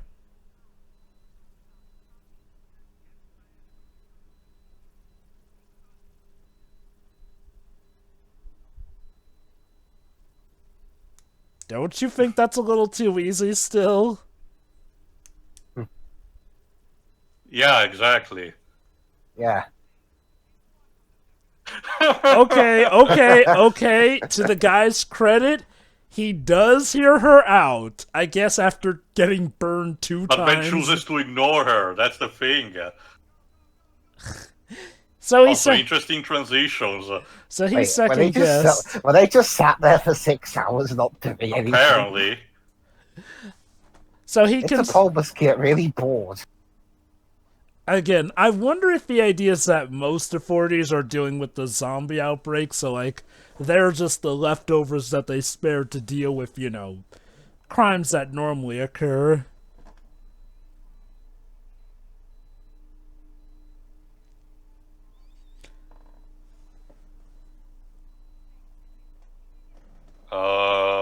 No, that's not how it happened.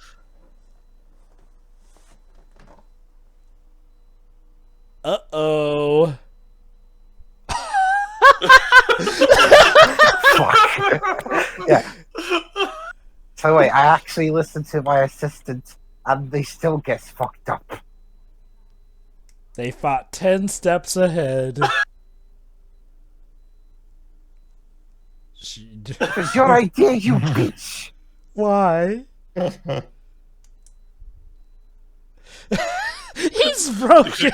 Existential crisis. 8 hours earlier. Wow, that's beautiful. They actually pulled the heist off and controlled the playing board.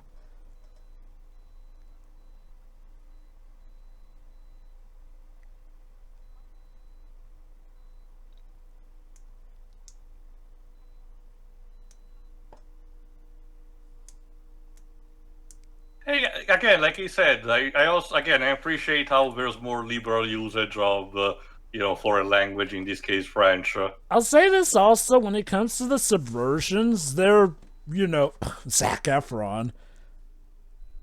Oh no! Zac Efron Oh, got no. turned into a zombie?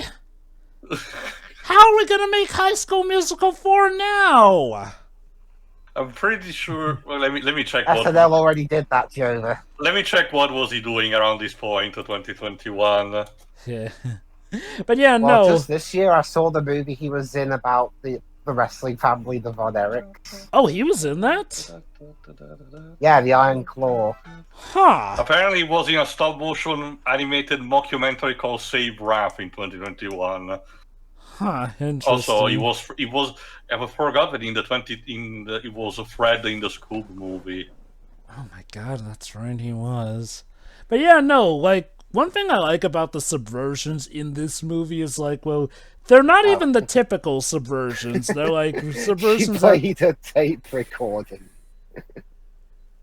Hi.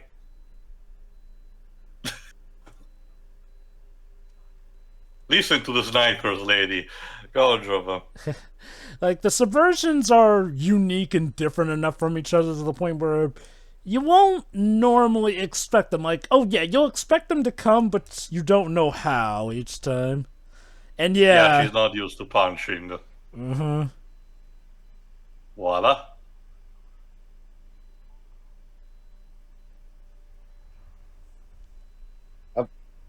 Yeah, that's how we have to move it, because it's literally entrenched in the wall with... And they literally gave it right to them. So we can actually open it, in all relax. In their own closed environment. The thing is that with the... Yeah, that's the thing. With the movement of the car, like, how you're supposed to... Alright, Act 3, in which Siegfried has to wake Brunhilde from her sleep. Mm-hmm. Oh, I After mean, he's killing the probably Dragon dead. Fafnir. So, yeah, this is going to be not only the toughest safe, but quite possibly the toughest environment to do it in. Yeah. Shoot. Now I'm beginning to wonder if by the time he had to do it with the zombies, it was child's play for him.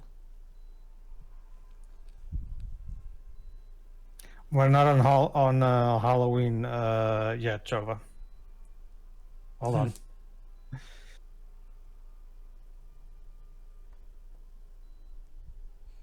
Oh, it's even got the sword, too.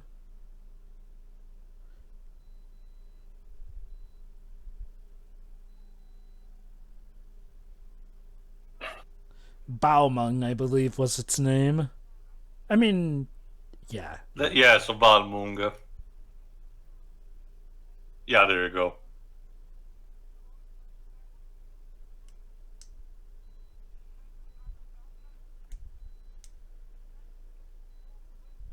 Yes, Meme, I think.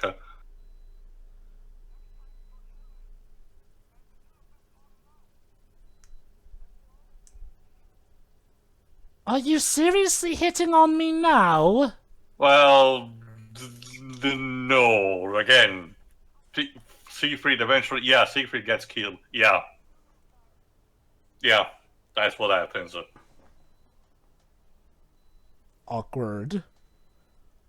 To give you an idea, Jova, the play is 10 plus hours long, if I recall correctly, to the point where it has to be presented in these acts so that the audience doesn't die in the meantime. Yeah, I was wondering, like, assuming that this play is, performed in that entirety.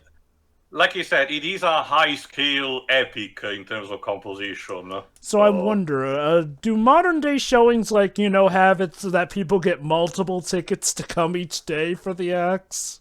If I understand correctly, yes. Hmm. There we go.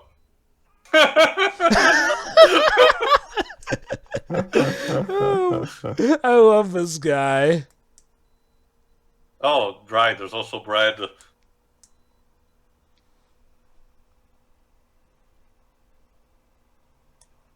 Please do not point out my own failings to me.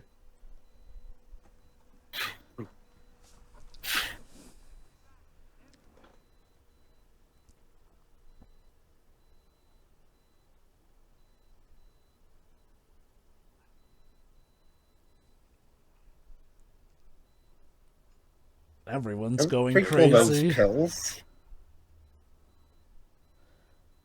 Okay, that is the first 1, 2, 3, 7, as you 7 said. locks.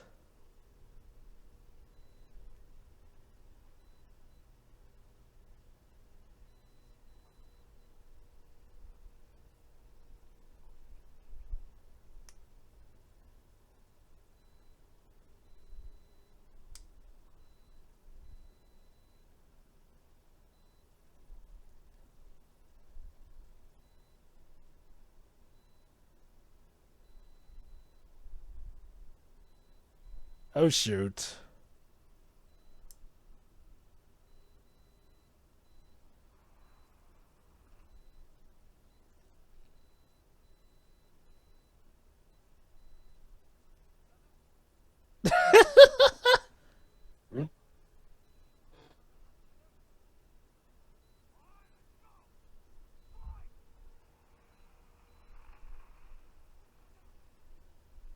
Oh shoot.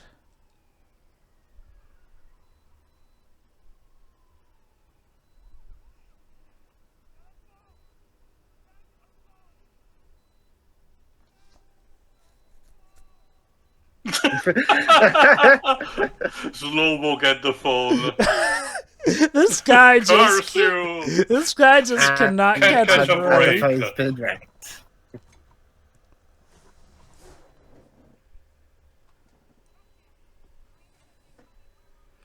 So I think I see how it goes here. As a counterpart to, like, you know, the squad dying off bit by bit in Army of the Dead, instead of getting killed, I presume they get caught, essentially.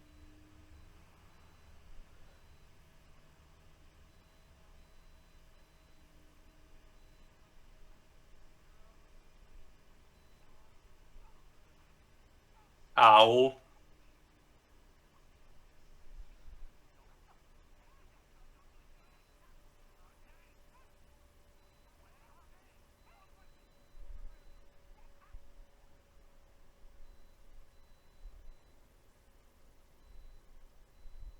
Of course, the good Yep, cop, so bad this cop is- mentality. Yeah, good cop, bad Don't cop. people do that in real life? Close to public torture? I get the Hopefully feeling not. he is out of his gourd, essentially. That, Yeah. or like Tia suggested, it'd be insane if this is legit just an act that the two do for good cop, bad cop. Uh-oh. Oh yeah, it is Interpol, they will know this shit. Yikes.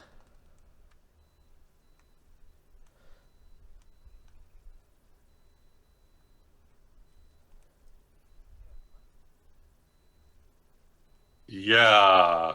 Yeah. Oh yeah, he's gonna give them the scare of their lives.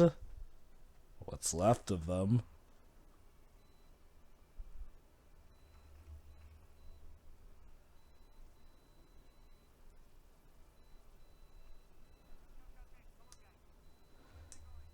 So what did Karina tell them?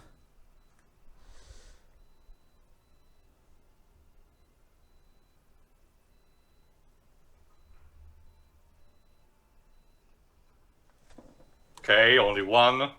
Oh no, turning curve. Oh boy. Fuck. Yeah, Switzerland is not exactly a playing field. Yep. Oh dear.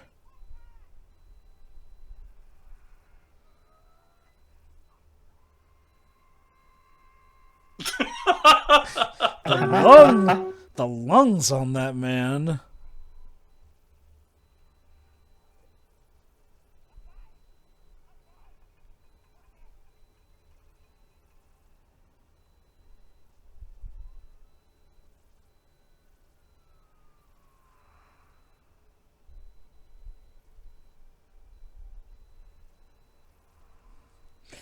So, with everyone after a truck on a mountainside, This is turning into the final climax from 101 Dalmatians. Kinda. The only thing we're missing is the protagonist doing blackface, I guess. Uh-oh, what's going on with the locks there?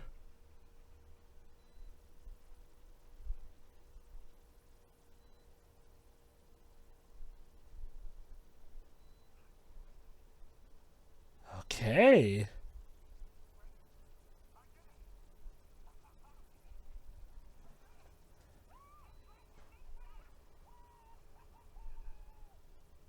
And wasn't it a corpse? It's a bomb, maybe? I don't know.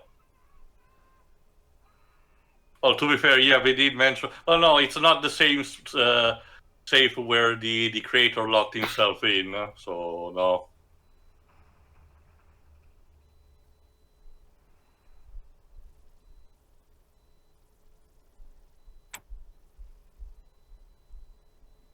Visit Switzerland.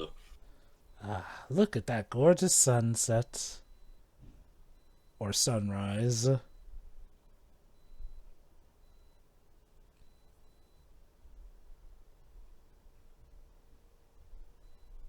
Alright, let's open it.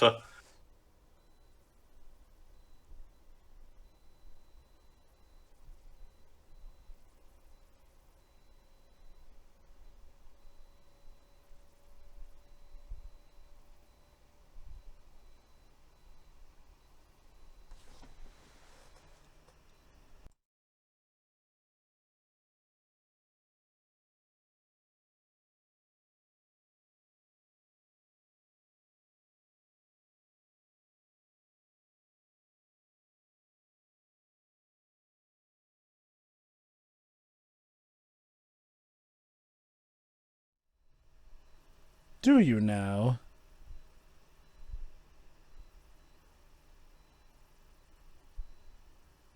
Why did he seal himself away? To protect his family? For the greatest sacrifice?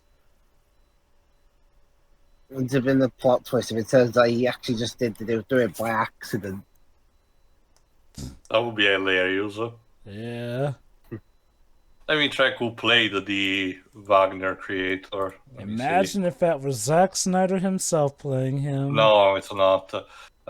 Christian Steyer, or Steyer, I guess he might be German. Surprisingly, Zach doesn't cameo into his movies like Shyamalan does. I guess he does understand that. It's one of those kids like Spielberg. He understands that, despite being a quote-unquote good director, he might not be a good actor. So when are the Interpol going to show up? And yet that doesn't stop Tarantino from doing it. I mean, depending on your point of view... I'm not getting me wrong. When he does it, it's funny, so I'm not complaining. Depending on your point of view, you might find him endearing, so unless you're Spike Lee. I do find him endearing. Not so much on Shyamalan cameos, because obviously. Shyamalan cameos, it's just like... Also, did you say unless you're Spike Lee, Tio? Yeah, I know that he notoriously hates Tarantino, and particularly his usage of the N-word. I kind of get it. Okay, in which movies specifically? Because in Pulp general, Pulp Fiction, for example. Okay, correct me if I'm wrong. Isn't it just Samuel that says it? No, Tarantino himself does it in his own cameo. Oh, okay. Again, it's a controversy that has to be talked another time because there are multiple facets to it. Yeah, some action hero you are, dude. So you're gonna shoot him? Oh, okay. Damn. Well... Yeah. She won't even let him have that. Out of bullets? Well, no more bullets. Hey, laughing boy. No bullets.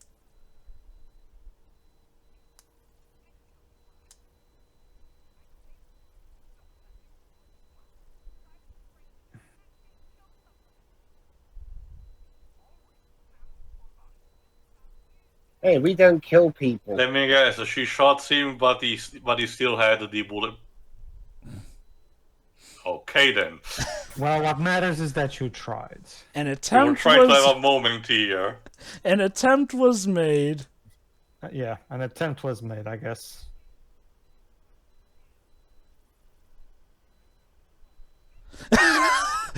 Well, that was pragmatic. I mean, you should have done it earlier, Bob. Yeah.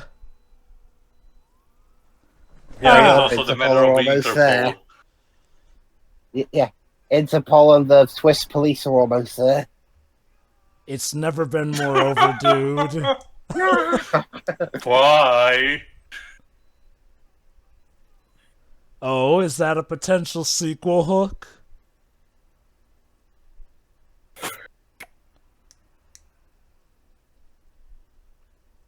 Well, And look at- hilariously, the Interpol will find them with the safe.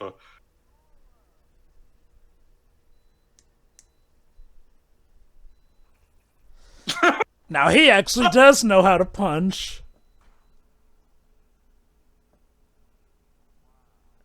You've been waiting to say that, haven't you?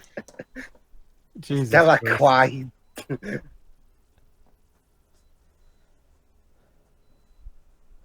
Well, I guess all's well that ends well.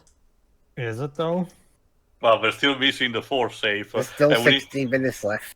we need to understand, how only our main protagonist, Sebastian, will be recruited That in is- the Army of the Dead initiative. That is true. Everyone else has been caught, but Gwendolyn, though, they seem to be growing feelings, so something's Unless got to they happen to separate they them. part ways amicably or something. I guess Okay. she's supposed to be the other returning character for the future. I think I've had a little scan. There's no post-credit scene.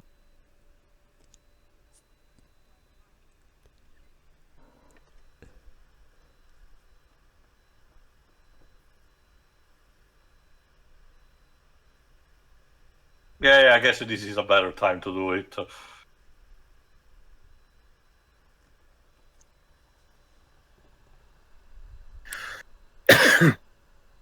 Anyway, checked in the meantime Christian Steyer, the guy who played the Safe Creator. He has done mostly German movies, from what I understand.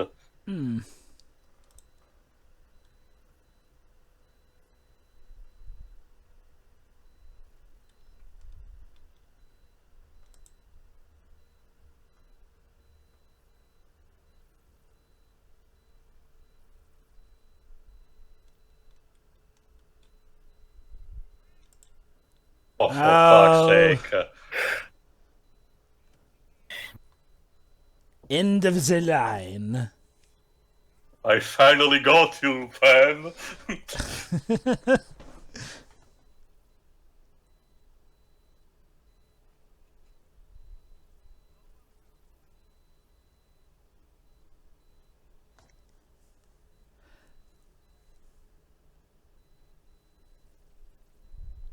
Yes, I've seen Spaghetti Western movie as a movie.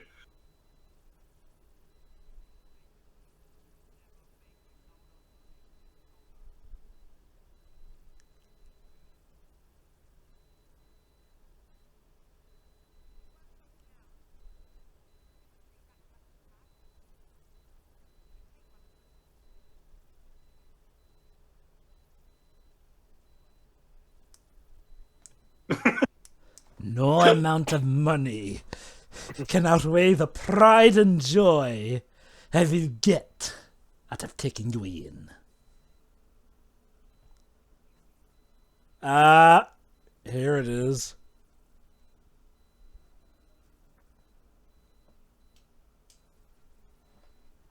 Look, let's be honest. We both know I'm not in the original movie. It's only you.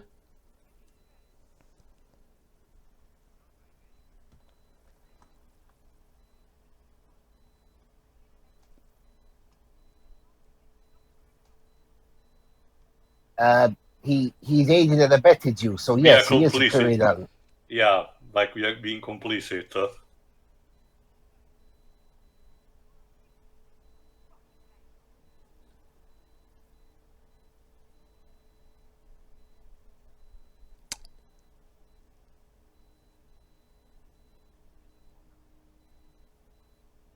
Today is your lucky day. Like, holy shit. Somebody, like, seriously, girl rolled a 10 on the charisma check there. 20. Yeah, 20. Especially of how obsessed this guy's been, though. Admittedly, yeah, she does have a point that, you know, Dieter was pretty much the last one. Oh.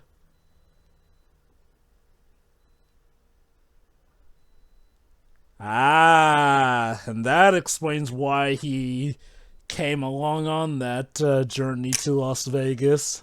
It was very personal.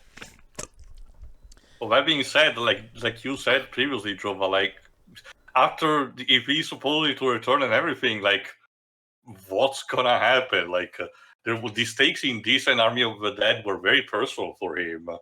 Yeah, like Unless there are more weird, wacky safes out there in the world. I guess. Unless maybe his ploy in the sequel film will be to get her out of whatever prison's in there, which, hey, I guess he could consider that like cracking a lock, a prison lock. But yeah, I'll give him credit. It actually does round out the plot for this one character pretty well.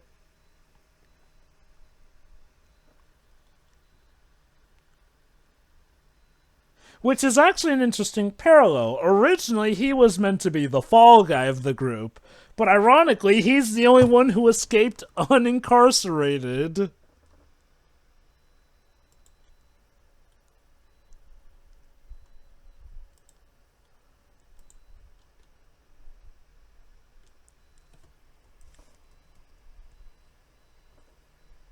Hey, he's got a passport.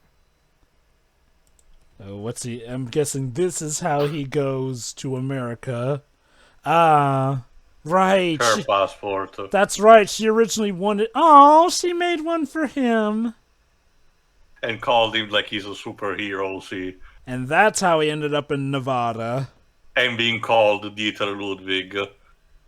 He literally changed his identity so he could get away from the authority. They really The magical moments we've experienced in these 120 minutes. Anyway, looking back at the Army of the Dead page, yes. In October 2021, the sequel's title was revealed to be Planet of the Dead. That same month, Snyder teased the return of Dieter and Army of Thieves character Gwendolyn Starr, so... I guess he's gonna try to get her, I suppose, maybe. I'm still most interested to see how he survived, and I assume went unbitten, assuming he's gonna be the main character of that. Which, you know, I'll give him credit. I legit was not expecting that Dieter would be the main character of this franchise, given how, you know... Or a major recurring one. You would think Batista would be, but he's kind of out by the end of the first movie. I guess I'll give Batista credit that, you know, he didn't have the ego of The Rock and would deny himself getting killed. Oh, sometime later. Yeah, I guess that's how there we go. California, hey! Speaking of Dave Batista... Here's archive alternate Army. tapes. Oh, cool. So we did not just recycle the same take. Huh. Interesting. That's actually a neat creative way to use that footage. That way. There we go. You can tell we're in Army of the Dead because the backgrounds are back to being blurred. I know, right? I know, right? I just noticed that. You see, that's the big thing. That's what I kept saying. Like, for whatever reason, the events of Army of Thieves caused the world to be consumed by the blurriness. That was the true zombie outbreak. It wasn't the zombies, it was the backgrounds that became blurred, but no. And there it is. That's how he finds the Notre Dame. Or maybe Zack Snyder is just insane. Either can both be true. I will say, it's definitely a lot more noticeable given how Army of Thieves was not plagued by that issue. Yeah, exactly. That's the thing. Like, Look at that! I can even see the medicine on their backs because again, everything is like even his clothes are blurred. Even though he's the focus of the shot, even his clothes are blurry. Like, okay, in normal circumstances, one would think this is meant to be a flashback shot, but no, this is technically a shot ahead forward. Future. Shoot, even Dave Bautista was a little blurred there. Holy cow. It's like I said, Jova. I'm still convinced that this is two apocalypses: a zombie apocalypse and the world being consumed by the blurriness.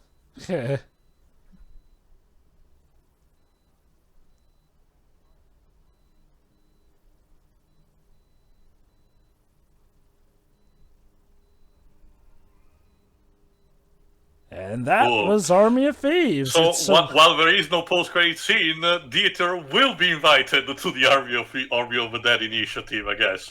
Yeah, Yeah, because we already do that. it'd be a Also, time mention- paradox if he well, wasn't. Well, the budget, I don't think. Oh, the budget was 7 million, so not even that much. Which, to be fair, there weren't that many special effects. The CGI was mostly for the walls.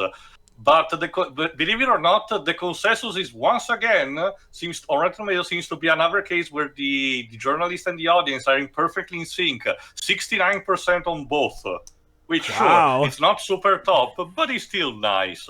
With the general consensus being Army of Thieves doesn't reinvent the heist thriller, but director stars Matthias Schweighöfer proves an appealing presence on both sides of the camera. Yeah, I have to agree with that. I pretty much get it. Like, it has a bit of a slow start, but pretty much blossoms into something that I could definitely rewatch quite a few times and have fun with. But otherwise, final thoughts, Dweebs.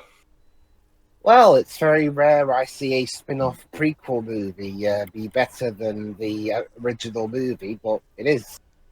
Because, well, mainly for one, Matthias doesn't cover the whole movie in Vaseline, and yeah, doesn't overuse slow down in his directing, and he's also a very good actor too, like everyone else in the in the movie. Hans Zimmer's score is also a lot better than the one from the original. In that, well, it's okay. It's a bit more energetic, for lack of a better term. Mm-hmm. And the story it's simple and it's been done a lot of times before, but it was fun to watch at least.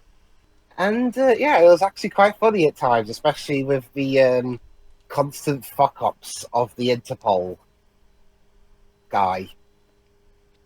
Although, yeah, like I said though, if this is how competent Interpol normally are, I am kind of scared. It's part of the charm when it comes to products that stars a band of thieves with. It's very common. Yeah, make the police really rubbish. Again, despite the failing almost all the time, Inspector Zenigata in the Lupin, mythos manages to still be very endearing as a character. Yeah. Yeah, that's really about it. It's a solid movie that's actually a lot better than the one that came before it, and the one that had much more of a budget. So yeah, that's a pleasant surprise at least. Mm-hmm. All right, that's it. Jova? This was actually pretty fun. I'm gonna have to agree with Dwibs. I will say I actually like this even better than Army of the Dead. Not saying Army of the Dead was bad, but yeah, for starters, it doesn't look like stuff is out of focus every time I'm looking like 4 feet beyond a character in this movie, thank goodness. Also, yeah, the composition and score is a lot more energetic and memorable here. Hans Zimmer is definitely in peak condition with this one. And I do like how, despite having a much, much, much lower budget, it feels like they accomplished just as much, if not more, with this movie. Now, what does help is that rather than be a typical action spy thriller, a lot of the action comes, ironically, from, of all things, the safecracking, which they do find a nice and creative way to find very interesting. Again, it's like how Ace Attorney made lawyering actually seem fun, essentially. Like, safecracking is normally seen as, like, the more boring side of spy heist stuff, but nah, here, it's the main attraction. And speaking of main attraction, Ludwig Dieter. Again, out of all the cast from the original Army of the Dead movie, I wasn't expecting his to be the most potentially compelling story, but interestingly enough, they really did build up his character very well.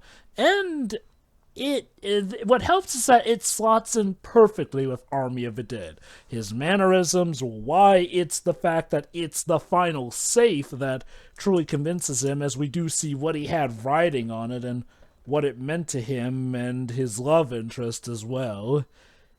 It also helps that all the characters here are interesting. Our band of thieves are interesting, but their antagonists, the Interpol, especially the guy in charge, holy cow, with his over-the-top insane performance, is a riot. And for what action there is, it's all pretty well done and filmed, essentially.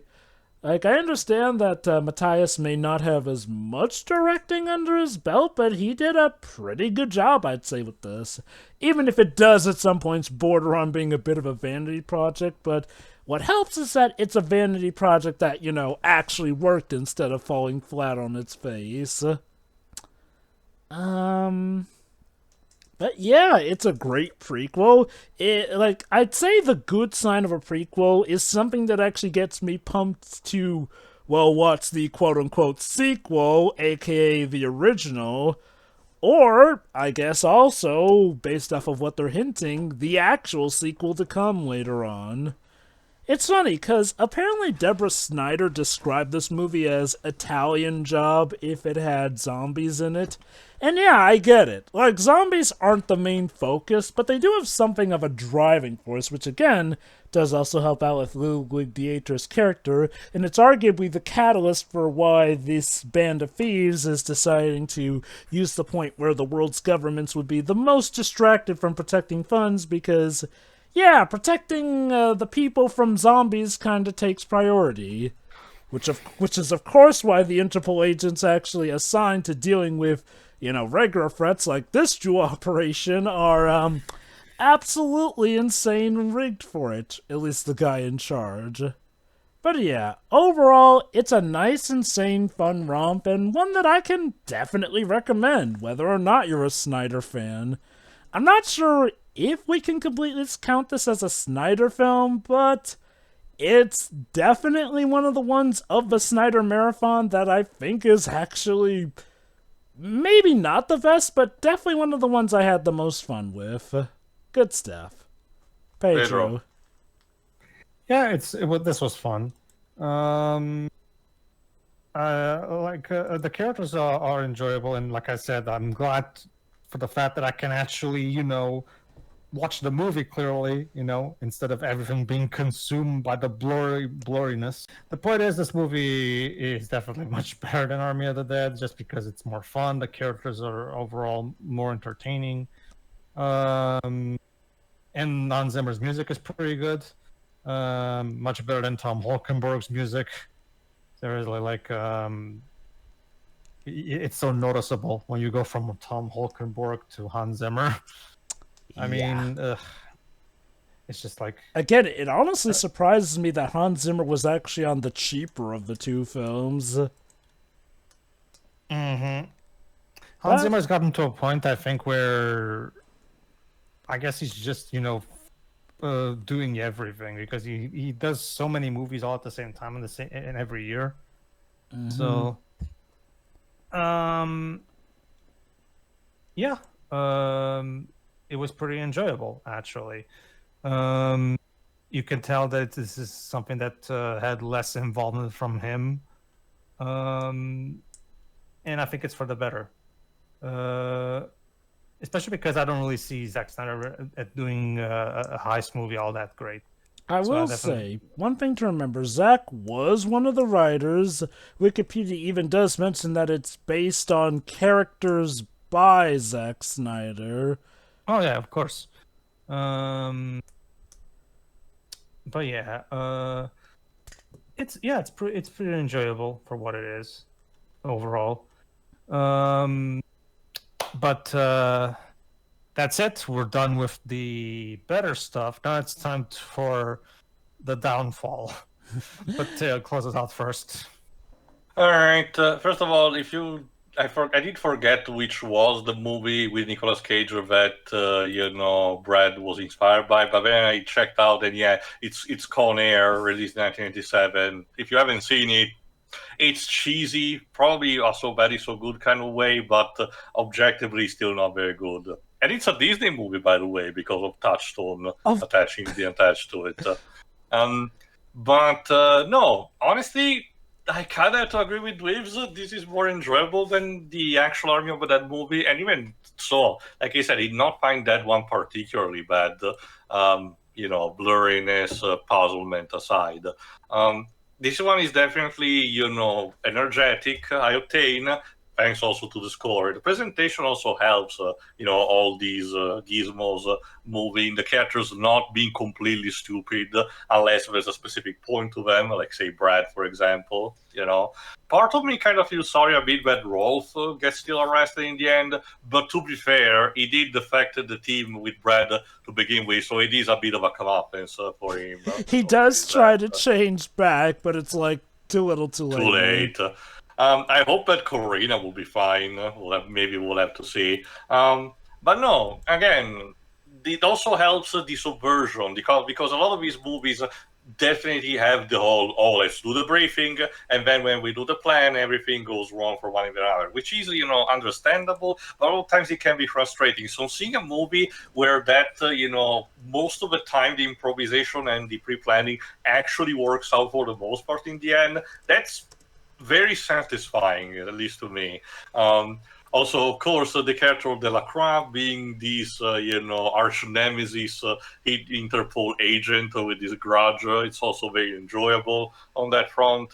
No, really. Like the consensus Rotten Tomatoes said, it might not reinvent everything in the genre, but it's definitely enjoyable. It is possibly a quintessential Netflix style production, something that you pop up because you want to check out something exclusive to the platform, and while nothing too groundbreaking, it is a very good time that you can have. So definitely really enjoyed, and possibly one of the better movies of these Zack Snyder saga that we're dealing. Definitely better than Dawn of the Dead 2004. I will say that at the very least, just to make a comparison with something tangent to it. Like we said, Army of the Dead Las Vegas is technically current development hell. Believe it or not, apparently in November 2023, Snyder went on to say that he believed the series was cancelled. But by the time of December 2023, so just a few months ago by the time we're recording this, work has restarted, and with the voiceover going. So there's a good chance that by the end of this year or the next, it will be released. So maybe it would be worth to check out, especially if it's supposedly in continuity with Rebel Moon. Speaking of which, Pedro, hopefully next time we'll actually go in there. Where will we? Yes, next time we're going to a crappy galaxy far, far away. Will that also involve us traveling through a teleporting dimension that technically combines our universe with theirs? Next up, everybody, it's the end of our journey, at least so far, where we watch not one, but two Rebel Moon movies, and we're going, and again, in tradition of our Snyder commentaries, we're going to do the extended versions, or as the trailer that came out recently puts them, Zack Snyder's True Vision, which again begs the question, why didn't you just give this to us first? Marketing. Yeah. The basic point, basically, everybody. I have watched the theatrical. Well, no, sorry, not theatrical. The base cut. Fucking stupid. To be fair, Pedro, the movies are called in different titles depending on the cut. So you can say that you did watch, the A Child of Fire, which is the name of the normal cut. That is true. I've watched Child of Fire and The Scar Giver, for the record. The Scar Giver. It's so cool. Wait, oh yeah, it is a cool title too. until you learn the reason why it's called Scargiver, which is an incredibly lame reason. But And from what I understand, the director's cuts won't even have those subtitles since they gave them completely The one new for cool and subtitles. edgy names. The one for part 2 is Curse of Forgiveness, but the one we're watching next time, like I said, is called Chalice of Blood. Yeah, basically, everybody. I've seen the original versions, twice, in fact. So I'll be able to point out any differences as I watch them. We're going to watch the extended versions because, again, for the same reason we watched the Snyder Cut and the Ultimate Edition of BVS, it's Zack Snyder's true vision, Quote unquote. quote unquote. So. And prepare yourselves, everybody, because we're going to do something special for those commentaries. But I'm going to leave it a surprise for the commentaries themselves. So see you then. See ya.